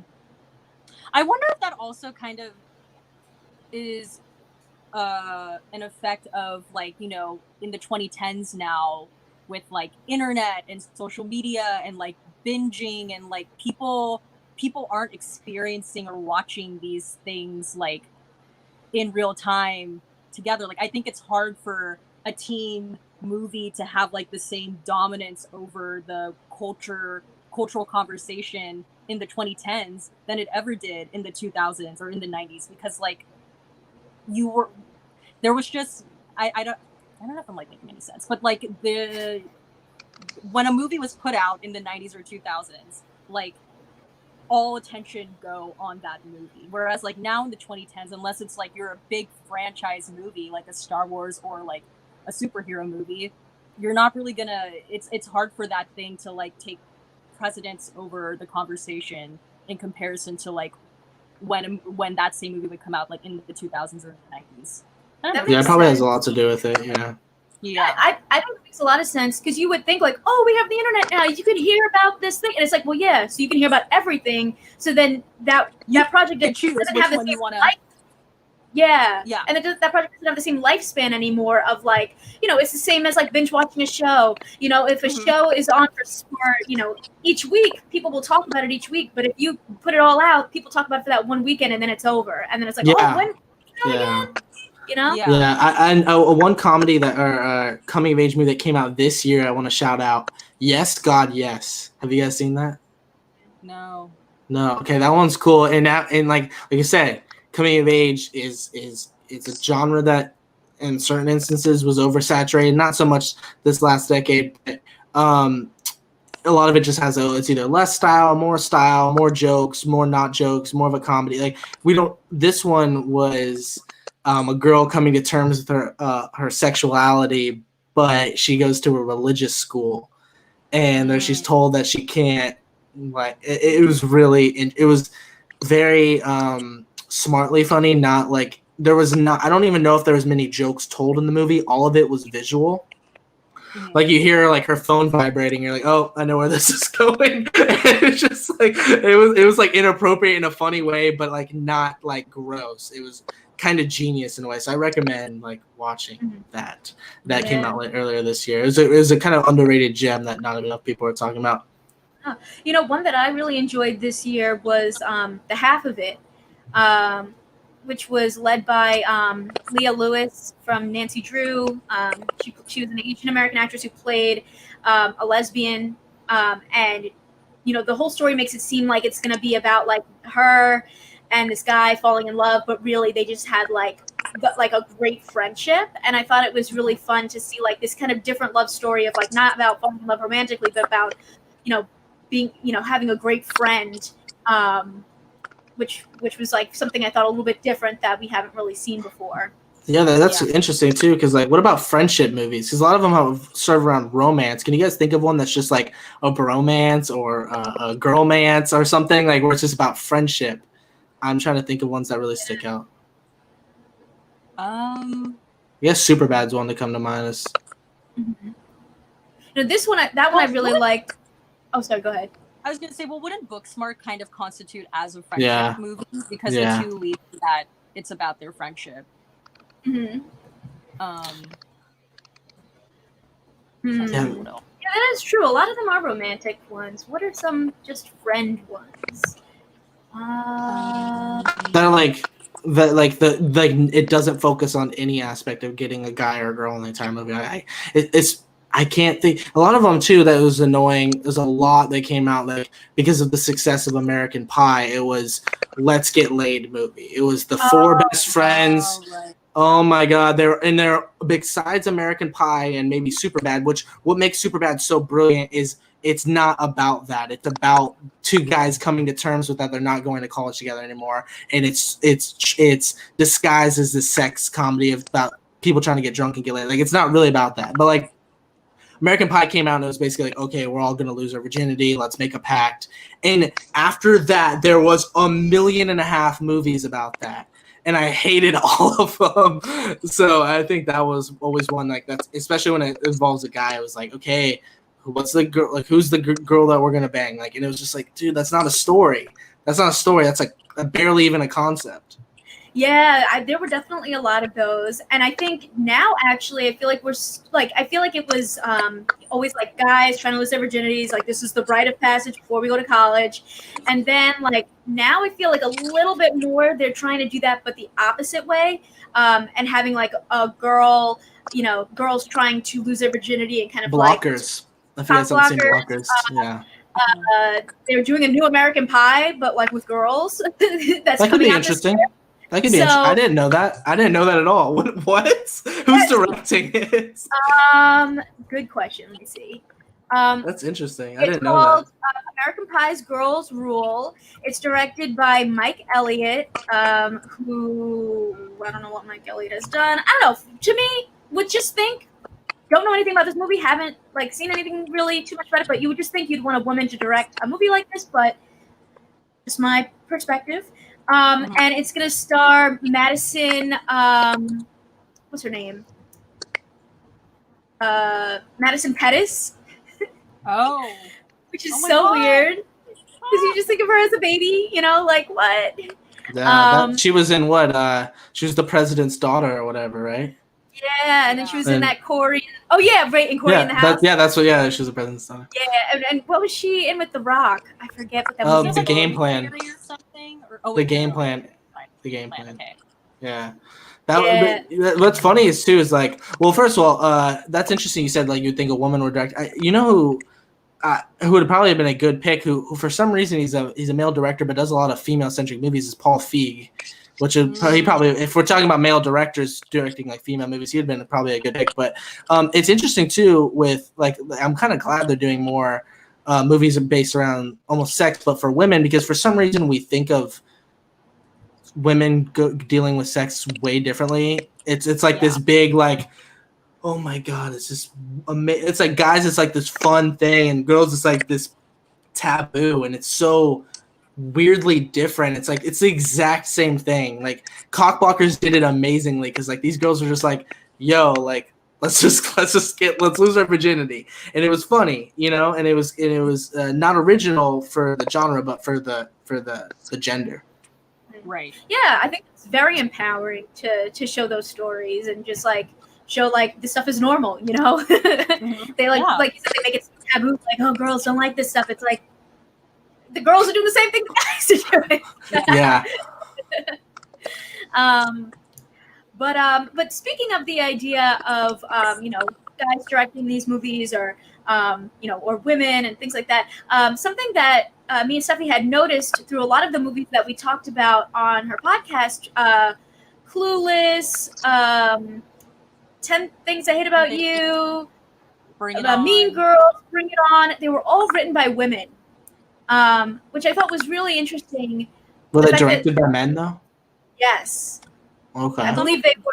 I think most of them was not directed by a man. Clueless was True. written and directed by the same lady who Yes. actually directed Fast Times at Ridgemont High. Oh yeah. She's great. She's great. Right? Yeah, Amy Heckerling. But yeah, I think for the most part they were directed by guys, but at least it was interesting to see. And it was funny too because Mean Girls was our last episode that we recorded, and when I was doing the notes, I was like, wait, these were all written by girls. So like I didn't even realize it until my favorite movie of all time was written by men too, but the first draft of the movie, Lee Brackett wrote Empire Strikes Back. So in the 80s too, of all times, which was a super common, but that's kind of interesting. Especially for a sci-fi movie. Yeah. Yeah, so I just think that there were a lot of really interesting things that we noticed in those films that I feel like happened to be written by women. Like 10 Things I Hate About You. Kat is such a feminist character that I didn't realize that before. When I originally watched the film, but like watching it as an adult, I was like, whoa! Like I was not expecting that she was so like headstrong and just not the typical girl I feel like that you follow in these kinds of like romantic comedy teen movies, and it was really cool. And even what was the other one that I was thinking of? Well, I mean, Clueless, Cher, and Dion are written as nice girls. They're not written like as a stereotypical like mean popular girls. They're a little clueless at times, but they are always trying to like help other people, or just they're very nice. And there was another one that I was thinking of. Like Bring It On, or yes, Bring It On. Okay. Bring It On, and how something that we talked about something that we talked about that I thought was so interesting, and that started coming out more this year when Bring It On was. Oh. Sorry. No worries. Party foul. Something that we talked about with Bring It On that I didn't notice growing up, but that I feel like we noticed watching it, and that the creators started talking about this year for the anniversary of the film, was just how like the movie was not about Torrance and like these girls at the school. It was more about how they sort of were like culturally appropriating the Clovers and taking from these inner city girls, and how those girls were able to overcome that and win the whole competition, and also do it on their own merit. And it feels like a side plot because we're really following everything from the perspective of the Toros. But I feel like if we were going to do that movie now, it would be from the perspective of the Clovers. And it's so interesting to see that that's really what the movie was about. Like as we were watching it, I was kind of like, wow, this movie is about like these like privileged girls who are trying to get the easy way out to win their competition by stealing from other people, or hiring a choreographer or whatever. And then the Clovers are like, we want to do this on our own. We created all these amazing dances, and it like worked for them. And I think that it was so interesting to see that perspective being told in this movie. That I don't think I recognized when I was young, and I think that could definitely have something to do with like them, having female writers, but also having like listening to their cast. Like I know Gabrielle Union, right? I think you said Steffi had like they like really spoke to her about her role and like making sure that it was authentic to her experience and not like a cliche or stereotype of what it is like to be a Black woman in cheerleading or just in general. Yeah, because there was like a certain way that they had written Gabrielle Union's character, like certain kind of like language characteristic things that were a bit too stereotypical Black woman. And Gabrielle Union was like, we actually don't all talk like that. So Gabrielle Union stepped in and made her comment there. But I also love too, when you like think about Bring It On, like Torrance's character arc in that movie is also about like her like learning not to be like a quote unquote white savior, like even when you think about like the title, like Bring It On, like literally when they say Gabrielle Union's character is the one that says bring it, that comes out of a conversation where the context of that scene is Torrance gives Gabrielle Union the money to say, hey, here's the money so you guys can go to the competition, and Gabrielle Union's character like tears it up and is like, we don't need your money. The way that you can help us is if you bring it at the competition. So this isn't sort of like a pity win. So, that's such a great point. You're so smart. It's really smart. Like, you don't even realize like how well it aged. Well, it's like cool when these movies are like, well written, and despite being like, you think these like stereotypical, just like fun little coming of age movies. Two movies that I feel like do a really great job. Again, I'm going to mention the Perks of Being Welfare, but also Lady Bird. They do a good job of the writing there. They treat the characters with the amount of respect that they would treat themselves. It's not like they're dumb high schoolers that don't get it, and like this is our like they get who these like I said. I don't work with high school kids. I work with middle school kids. I know how they would act. You know what I'm saying? So it's like Like it feels authentic in the way that these kids aren't necessarily angsty. They're maybe misunderstood, or maybe they are angsty, and it is a problem or whatever. But there's organic ways that they can come of age in that movie, not just like, you know what I mean? I kind of don't know where I'm like ending it off, but yeah, that's kind of the well written stuff. Yeah, I think what makes a good teen movie or teen show is when you don't insult the intelligence of your teen characters. Yeah. And I feel like 2000s movies did that a little bit. The 2000s. Yeah, and I think that's kind of like when you think about the teen movies or shows that have sort of like lasted the test of time, it's because not only did it resonate to young people at the time, but it also like clicked with older people who were watching it too, you know? Yeah. Made them reminisce on those times. So it's like I said, like as much as I like those 2000s movies, I think they were probably, if we're talking about like the era, it kind of started back in like, I would say the 80s, 90s, and then we have the 2000s and then 2010s. I think the 2000s, as much as I love like Mean Girls and some of those movies, I think they put down high school life the most. Which is up for a debate, obviously, but I don't know how you guys feel about that.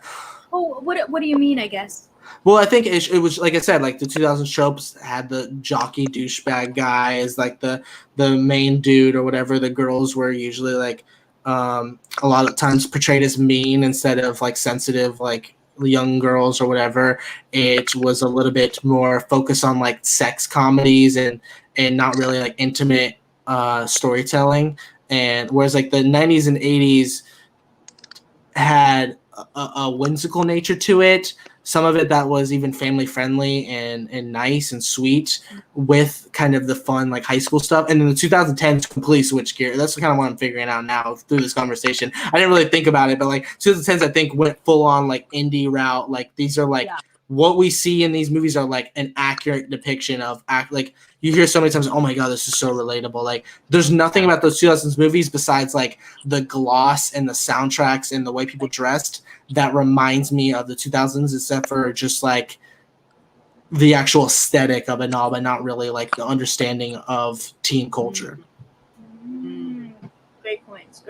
Yeah. So cool. So that's my thoughts. So I guess let's start wrapping up and we'll get to some of the comments and questions that we have over here. But do you guys have any final thoughts or any additional things you want to add about these teen movies or TV shows or coming of age stories? After you. I don't know. I feel like the teen genre, the coming of age genre, that's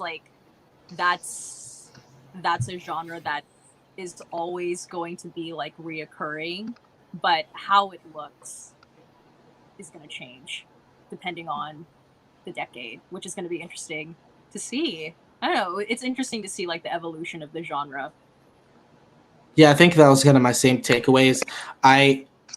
I developed an opinion that I didn't know I had about teen movies within this episode because I like looking at the decades, kind of like it's starting in kind of like the 80s and how it's evolved. It truly evolved. Like 80s and 90s, you can kind of go hand in hand with some of the similar type tropes. Just like, okay, well now we have 90s songs and 90s aesthetic instead, when maybe a little bit more or less rom-com in nature, like the 80s were. Whereas like the 2000s was definitely, like I mentioned before, in 2010s definitely for more of the prestige stuff, and then also just the diversity of the actual genre and the subgenres. Like, this is a comedy, this is a little bit more serious, this is a romance, this is there's even been some coming of age movies that are LGBT, like what's the one, Call Me by Your Name. I don't know if we count that as a coming of age movie. It's not really a high school movie, but it's coming of age, especially for the Timothée Chalamet's character. But just the there's some ones that like are Yes God Yes that came out earlier this year. Like there's a lot that are coming out with, okay, is it gonna be more style, less style, different aspects, and I feel like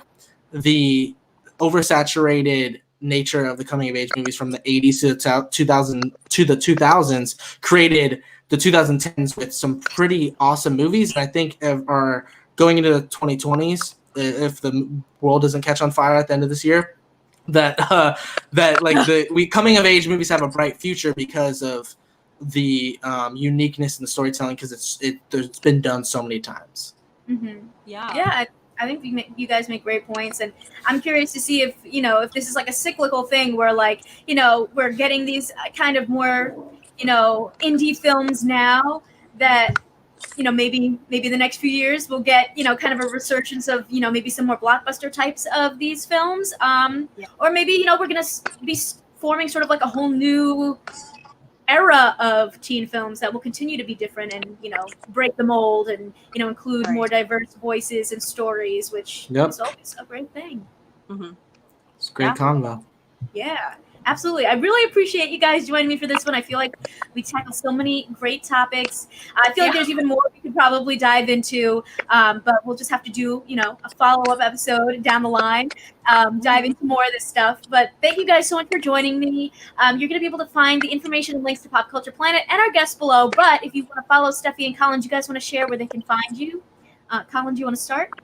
Yeah, sure. I'm on my YouTube channel, just Colin Williams. The name's right there. So check me out over there. I do fun movie-related content. And then Twitter, Colin Williams MR. Instagram, Colin Williams Reviews. That's like I'm really active on pretty social media. And then if you want my new reaction to any movie I ever see, Letterboxd, I like review every single movie. Like just do a quick review and like a star rating. So if you're like, hey, what's Colin been watching or whatever, whoever, I think it's a good app for anybody to see what people are watching. So I over there at C Williams 991. So thank you so much for having me. Awesome. What about you, Steffi? Where can we find you? Well, you guys can find me on YouTube. I'm In My Humble Opinion. And then if you want to follow me on social media, I'm at INN_MHO. And then if you want to hear more conversation about teen movies, you can listen to Diva Dailies. I want to be on an episode. That sounds amazing. Of course. I need to be on one. Yeah. Well, it's so fun. It's so fun. You dive like so deep into these films with Steffi. I have a confession too. I haven't seen Clueless. I need to see that because I know you guys talked about that a bunch. Netflix. Yeah, I need to watch that. Yeah. But yeah, you can find Kristen and I talking about these wonderful teen movies, Diva Dailies. It's a podcast wherever you stream podcasts, and then you can follow the Diva Dailies podcast account. We're at Diva Dailies Pod. Yes, awesome. So again, all those links are in the description box. Make sure to check that out. Also, for those who might just be joining now, we're gonna get into our Q&A. So feel free to throw your questions down there if you have any thoughts or comments, and I'm gonna scroll back up and go back to all of them and go through. So hopefully it won't take too long though, because I know I'm already keeping you guys. I feel like every episode gets longer and longer. Well, I remember you saying like, hey, I kind of want to do it in like an hour, but like I think we just had too much thoughts on it. And this is just what happens every time. It gets longer and longer because there's just so many great things to say. Kristen, do not underestimate my love for coming of age movies because I will talk about this all day. So if you guys are interested in following the podcast, you can follow me pretty much everywhere at KMaldo or the show at Pop Culture Planet Podcast on Instagram. You can catch new episodes. You can catch new episodes of the show every Thursday at 6:30 p.m. EST. And if you watch the live video version of the show on my channel, youtube.com/KMaldo, you'll be able to join in on the conversation in real time and stick around for the Q&A at the end of the show that's not in the audio podcast. Episodes are also available on all of your favorite podcast listening platforms, from Spotify to Apple Podcasts. And if you enjoyed the episode, consider subscribing so you know when a new one's posted. Rate and review this podcast and share it with your fellow pop culture lovers. Thanks for listening. It's been a blast, and I'll talk to you next week. All right. We'll go through. I'll try to go quick so I don't keep you guys here forever. You're good. I always feel so bad. I'm like, this is like a 3-hour-long podcast, people. I don't care. Let me go back to... Well, someone said he's so hot, and since I'm the only male... We'll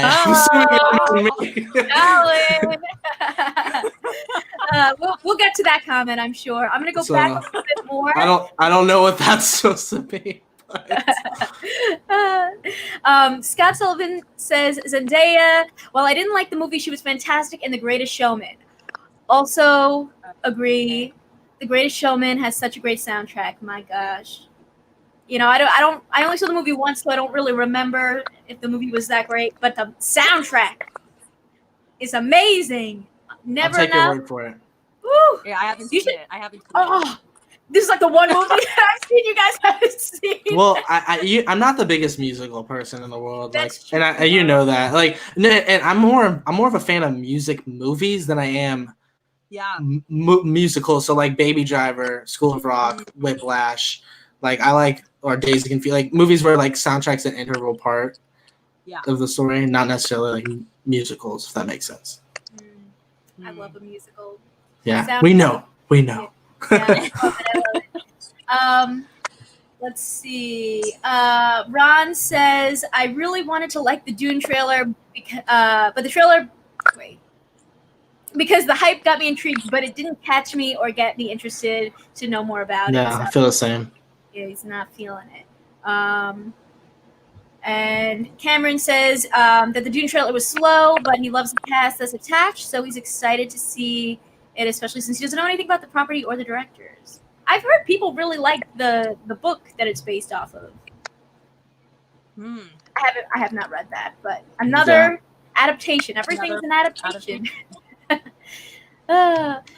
Zach says the Dune trailer he thought was incredible. He's personally on the side of loving it, though he understands where our opinions are coming from. Never thought he'd say this, but he may brave the theater to see it on IMAX. I don't think there's any theaters open by me, or at least I haven't even tried to make the attempt to look. But I saw Tenet. I got to see Tenet in theaters. That was nice. How was that experience? Like, well, actually, I don't know if you saw my opinion. Do you know my opinions on Tenet, Kristen? Did you see it? Yes, okay. Did you see my updated opinion on it or no? Yes. Okay, so I saw it and didn't like it at all. I was very disappointed. Like, Christopher Nolan's one of my favorite directors, and I was like, this movie is a mess. It's way too confusing. Then I saw it a second time with all that baggage, and I loved it. I completely clicked. It's like the light bulb just went off, and my brain was too dumb to realize it the first time, but I finally got it. And I made an updated video basically saying, like, I have no idea. I was high when I first saw it. Like, this movie's great. So, but that was fun. Yeah, sometimes when movies are very, like, intense, sometimes it's like the first viewing you're like, okay, trying to figure it out, and the second one you're like, oh, okay, now I understand. Yeah, like, it just clicked. It clicked. Yeah, like Knives Out for me was one that, like, I felt like I enjoyed it more the second time because then I was like able to see them piecing together things more, and I was like, ah, nice. Or like I'm thinking of Ending Things. That's definitely one that, like, the first watch, like, I had to talk about it more before I could feel like I even understood what happened. You know, yeah. Sometimes that rarely ever happens though, where I like don't like a movie and then like the only example I can think of is Rogue One, which is a Star Wars movie. I did not like it when I first saw it, and then I saw it like years later, and then I loved it. And then so that kind of makes sense because it took like I changed as a person in those years. Whereas this one, it was like a week, and I went from like legit like not liking it at all to loving it. So it was interesting. Mm-hmm. We have a comment from Stranger Boy 101 who says, "Is High School Musical coming of age?" Totally, yeah. I think so. Absolutely. Yeah. Mm-hmm. Definitely. Do you see yourself in Troy? If the answer is yes, then yes.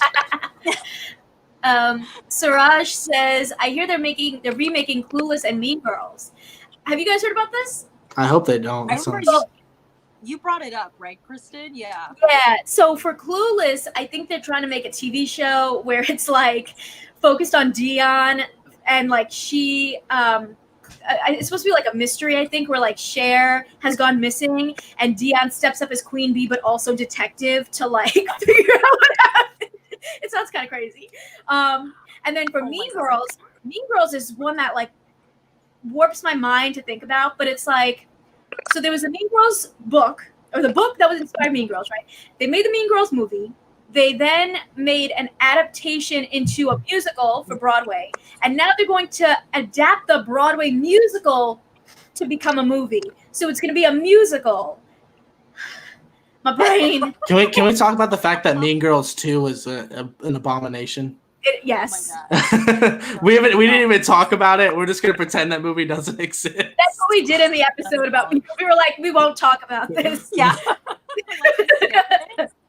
That'd be an interesting combo we didn't even have is sequels to these movies. Oh, we'll have to get into it because there is so many Bring It On movies. It's American Pie. There's like I think 100,000 American Pie sequels. Yeah, And it's crazy because it's like there's another American Pie coming out this year. There was like another Bring It On like 2 years ago. It's like they try to take whoever is either like, I don't know, I guess for Bring It On they tried to take like whoever was popular at the time and like just make another one.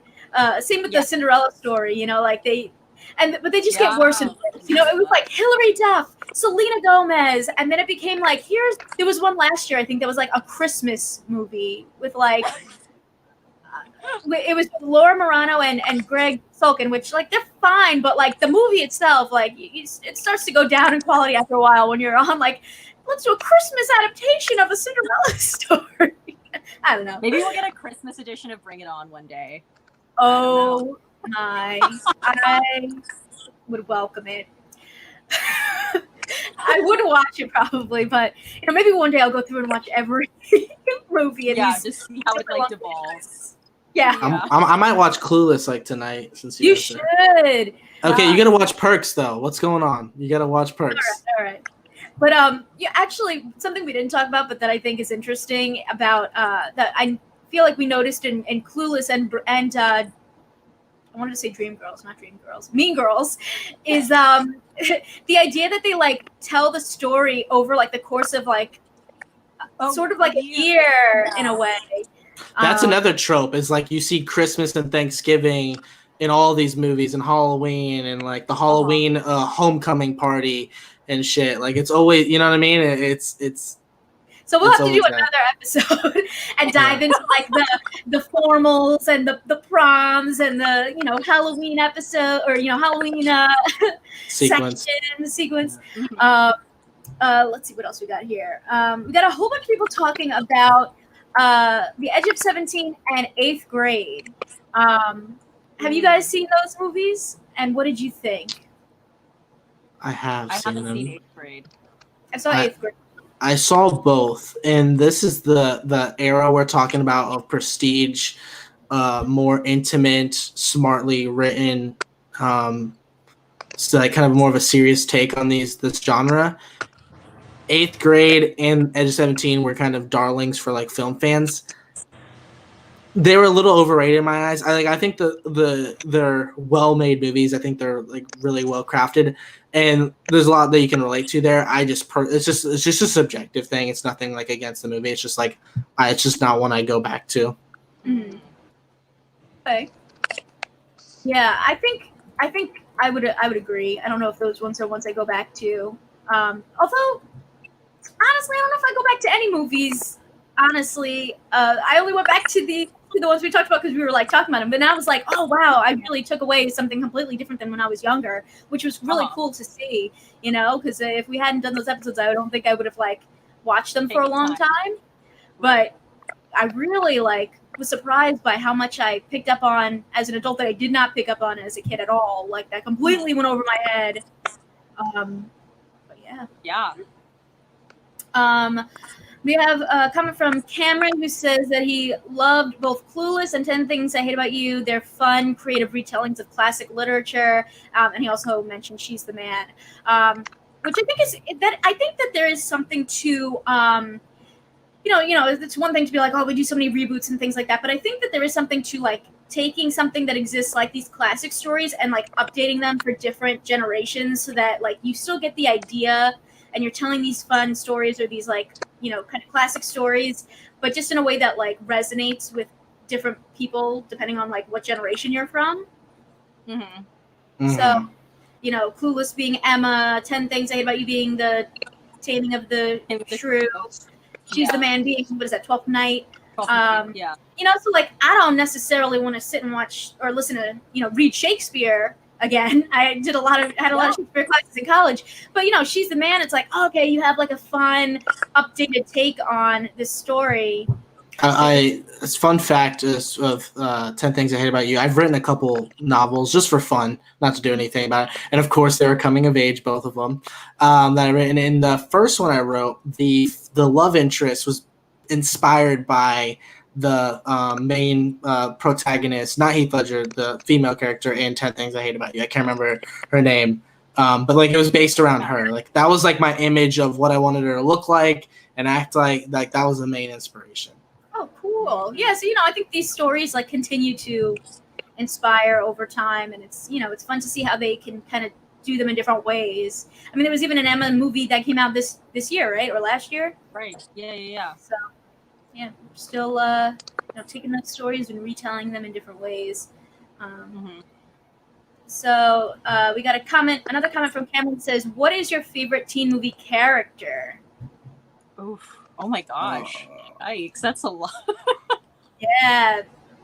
Can I just say too? We didn't even bring up like Harry Potter, which you can argue is even a coming it's not high school, but they're at Hogwarts. It's a wizard school, and I will say the only reason why I thought about this is because of course I thought about Perks of Being a Wallflower, which has Emma Watson in it, and evidently my favorite character in Harry Potter is Hermione, and so I might go Hermione as just like my favorite teen character. I mean, she's a little kid in the beginning, but like that sweet spot of her being a teenager, I love Hermione. She's like such a great character. Yeah. Gosh, I don't know. That's hard. I don't know. Do you have any, Kristen? I feel like Regina George is pretty iconic. I was gonna say Regina George. Rachel McAdams, oh my god, she do everything. She's so talented, and like that's a name that I think there's something to if you can make your character where if you hear the name out of context, you're like, oh my gosh, yeah, Regina George. Like if you hear, I don't know, what's a character name that I can't think of it. I can't even think of I don't know. I guess there's just certain characters that they have this iconic name, they have this iconic persona, and you just remember them, Well, I know Regina George. I actually don't know Lindsay Lohan's character. It's a name. Oh, exactly. Great example. So, I know Regina George though, even though she's not even the main character of that movie. Yeah, she has a presence, and actually, I think Steffi, you had said that when they were auditioning, she was the one person that Lindsay Lohan looked up. Yeah, she intimidated Lindsay Lohan enough where they were like, oh, she's the one. That's great. That's actually kind of a genius. Yeah.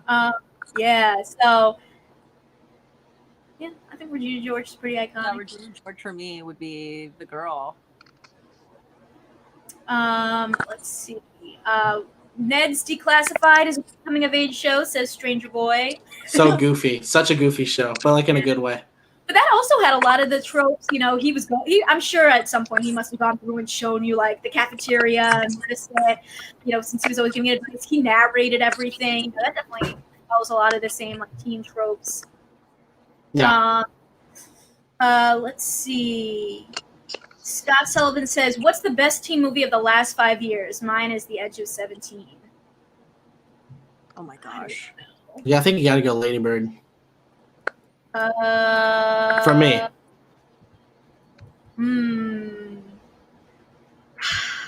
Teen movie. Yeah, teen movie. Can't even think of it. There's some good ones too, but I think Lady Bird is You think Lady Bird? Ooh, I forgot. Someone mentioned this one didn't come out in the last 5 years. Easy A. That movie is brilliant. Talking about female sexuality and portraying that well, and a girl basically it's all about it has messages about religious snobs, about rumors, and just everything, and that's based off of, and that's inspired off.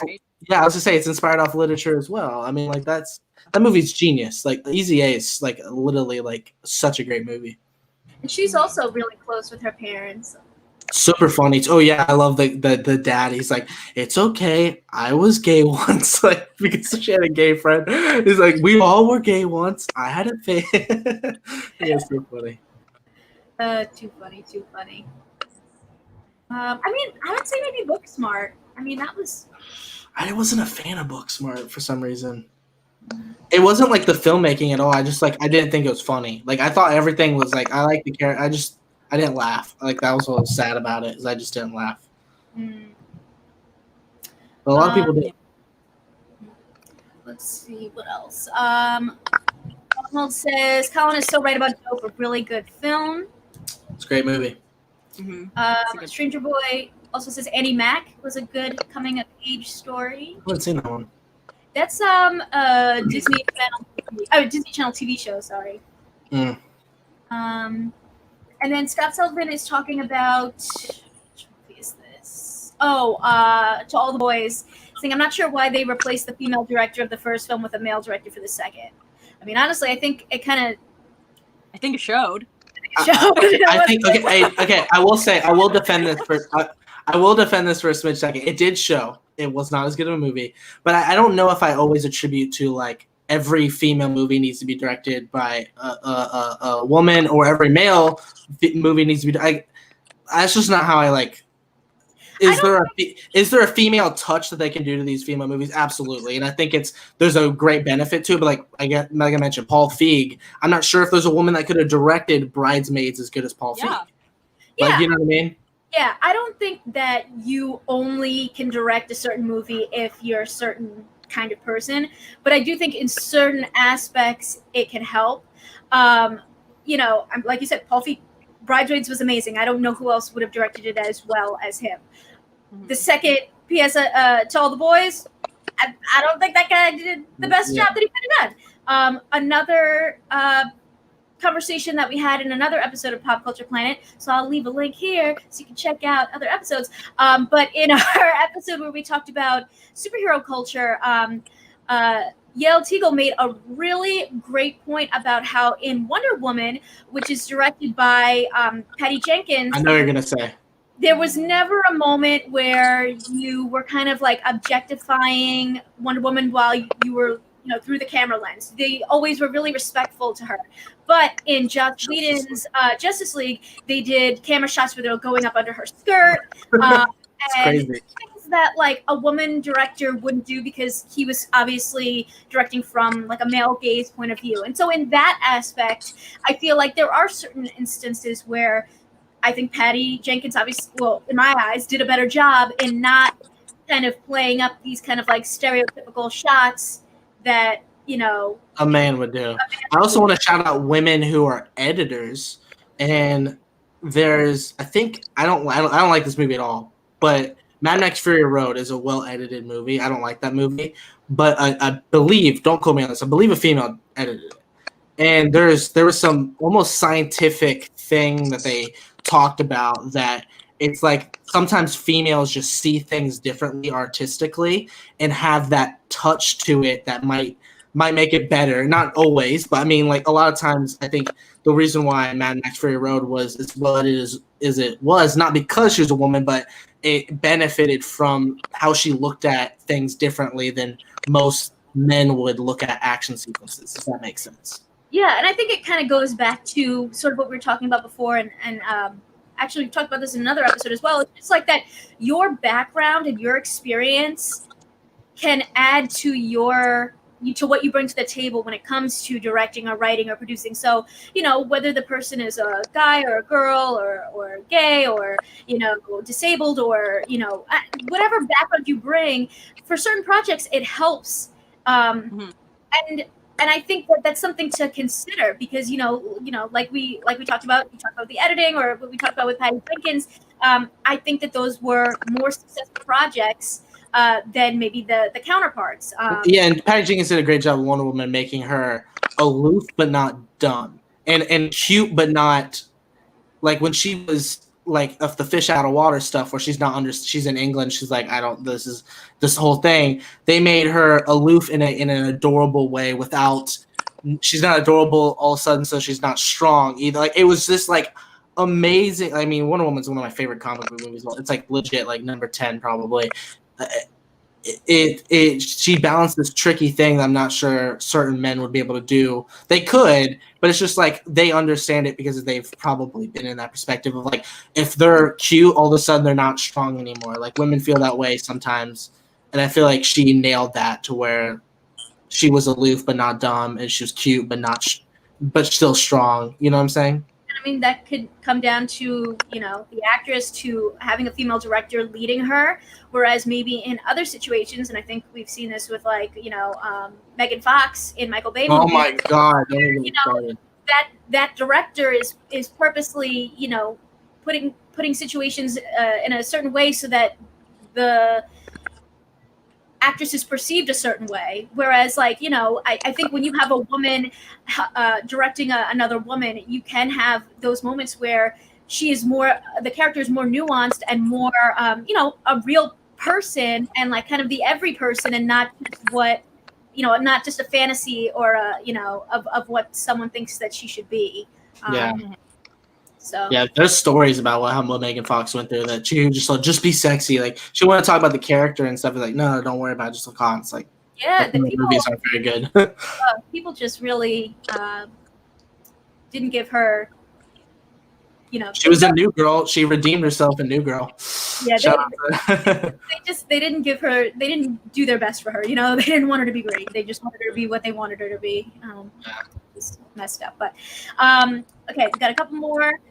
Cameron says Heath Ledger is just a gem. Agreed. Absolutely. Yes. Stranger Boy says Drake and Josh is the best coming of age comedy show ever. It was a lot of fun. It still holds up. Still holds up. That show's still very, very funny. I don't know if a lot of Nickelodeon or Disney Channel shows, like, besides the nostalgia, if I could watch them. Like, I watch If on Deck sometimes, but it's like, this is not aged well. But like, Drake and Josh is legit still funny. Yeah. I think Lizzie McGuire still holds up very well, honestly. I was That's like, I wouldn't think it would, but that's interesting. I might have to check it out. Like, it was really good. I watched it like earlier this year, I think, or end of last year. I was like, then I just watched the movie and just went on a whole binge. Lizzie moment, Lizzie journey. Yes. Scott is talking about the backpacks that you're talking about. It says he did the one strap in high school and he still does the one strap in college. Do people not do that anymore? Okay, I will say, as a teacher who works with kids, I've never once seen someone do the one strap. It's been eliminated from pop culture. Oh my god. I wonder if it's because like there was that period of time. I remember like my parents used to always say like don't put it on, like don't double your strap on the one shoulder because you'll get like scoliosis because your backpack is maybe. I don't know, like I feel like there was like we had like a moment in culture where that was like a huge part of the conversation. But then I feel like at least for girls it was like you stopped using the backpack and instead you use like the side like tote type of bag or like yeah, and then I was like, I feel like that was even worse. And then when I got to college, I was like, forget it, I can't be cool anymore. I just need a backpack. And now I just use a backpack for the rest of you know my days.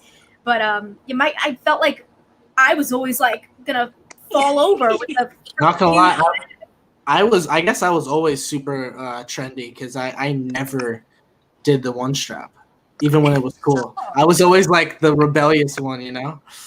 Yeah, I feel you.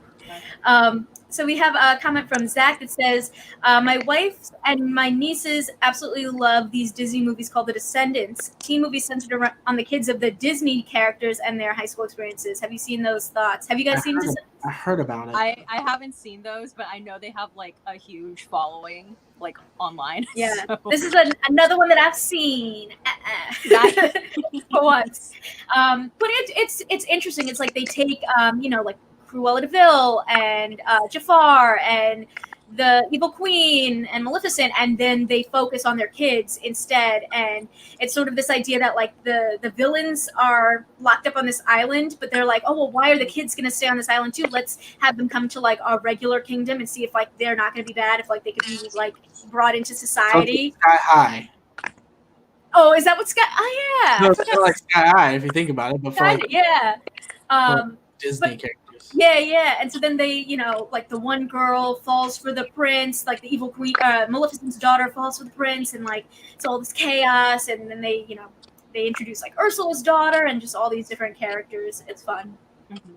Sounds Isn't fun. Kristen Chenoweth in that movie or in that series? First one, yeah. Yeah, okay. Yeah, she's Maleficent. So I think she's in the first one and has a song, and then after that, I'm not sure if I forget if she was in the second one. Maybe just as a voice. Or maybe just as a dragon, you know. Oh, okay. Yeah. And then let's see what else we got.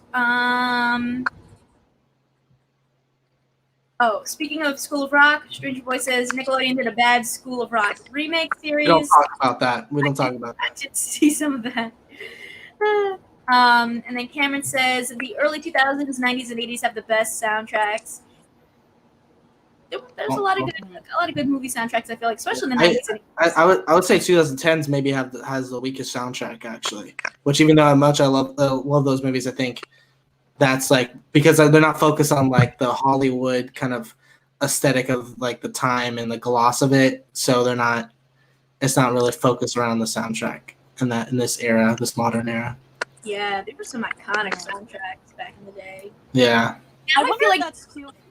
Oh, go ahead. I was gonna say, I wonder if that's maybe the people behind those movies now. They're not necessarily like thinking in like a business model sort of way, like in comparison to like the teen movies that were coming out of like the 80s or 90s or like even the 2000s, where it's like, okay, we're thinking of like the whole package here, like how are we going to sell like our big teen movie, like aside from the movie being a blockbuster, like having a equally great selling soundtrack to go with it. I don't think they're really like approaching teen movies. Yeah, I think it goes back to what you said. Like, teen movies are now like more indie. They're not like these blockbusters. So it's like using the budget to create like a huge soundtrack.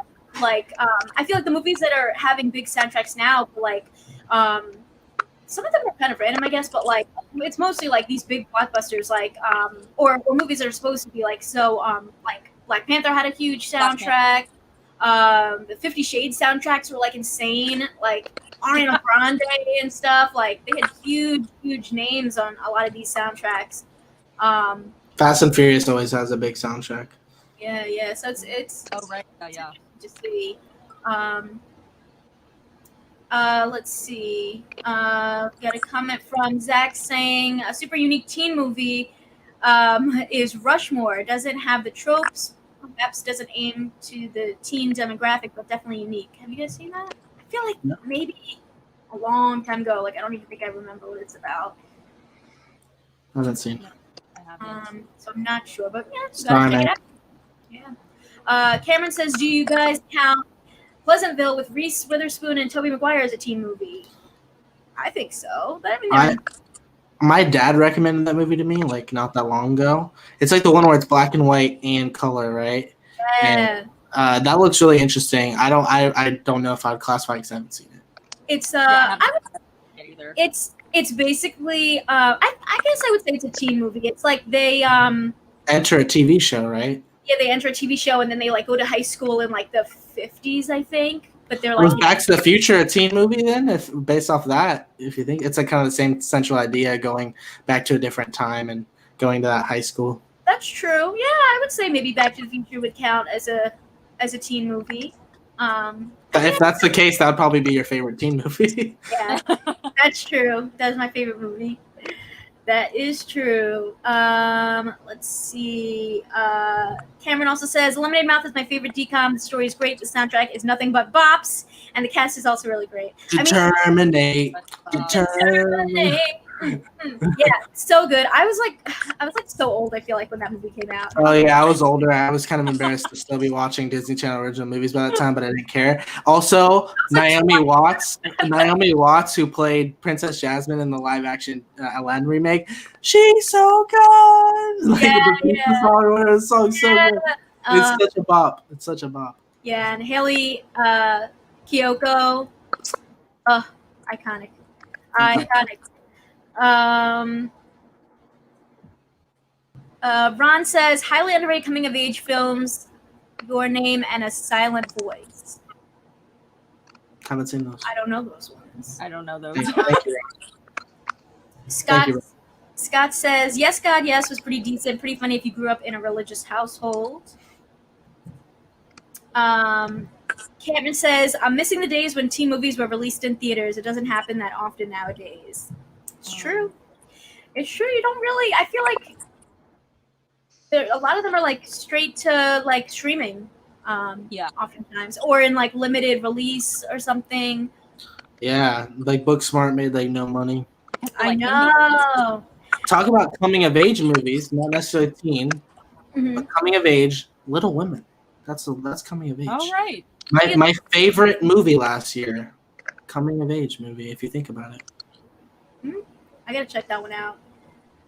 Everyone said such good things about it, and then when it's like there's so many movies and so many things to watch, and then you don't ever get to anything because you just are like overwhelmed. Yeah, I always kind of feel bad when I rewatch stuff because I'm like, there's so many great movies I could be watching for the first time, but instead I'm watching School of Rock for the 150th time. Like you're like watch Perks of Being a Wallflower. I'm like, yes, but also I have 100 things I need to finish watching, 100 things to write up and. No, Perks of Being a Wallflower is more important, Kristen. We have a comment from Cameron that says, Then and Now is a great coming-of-age story about 4 girlfriends growing up and coming back together later in life from the 90s with Demi Moore and Rosie O'Donnell. And then he also recommends Stand By Me and The Losers. Yeah, Stand By Me is great. That's like that was kind of before it's that I don't even know. That's a coming of age movie, but it's like so like not a teen movie. It's like it is a teen movie because they're teens, I guess preteens, but it doesn't fall into the tropes of like any of the movies we talked about. Mm-hmm. Zach comments about the Bring It On stuff that we're talking about and says that is an awesome point, Steffi. My wife has always said and championed that same point about Bring It On. Very cool. Nice. I feel like I didn't notice any of that until this viewing. What am I doing? How did we not notice this before? We were young then, so. Yeah. Griffin, what's up, man? He says, I assume you guys touched on the Oscar stuff already. Probably have to go back and watch that. Yeah, we talked about that first, though. So, if you decide to go back and check it out, it was one of the first things we discussed. Oh gosh, Cameron says, "What are your guys' favorite teen coming of age movie couple?" I'll go Miles Teller and Shailene Woodley. Oh my god, the Spectacular Now.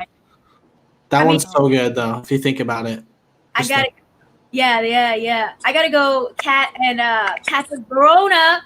10 Things I Hate About You. Pleasure. That smile alone.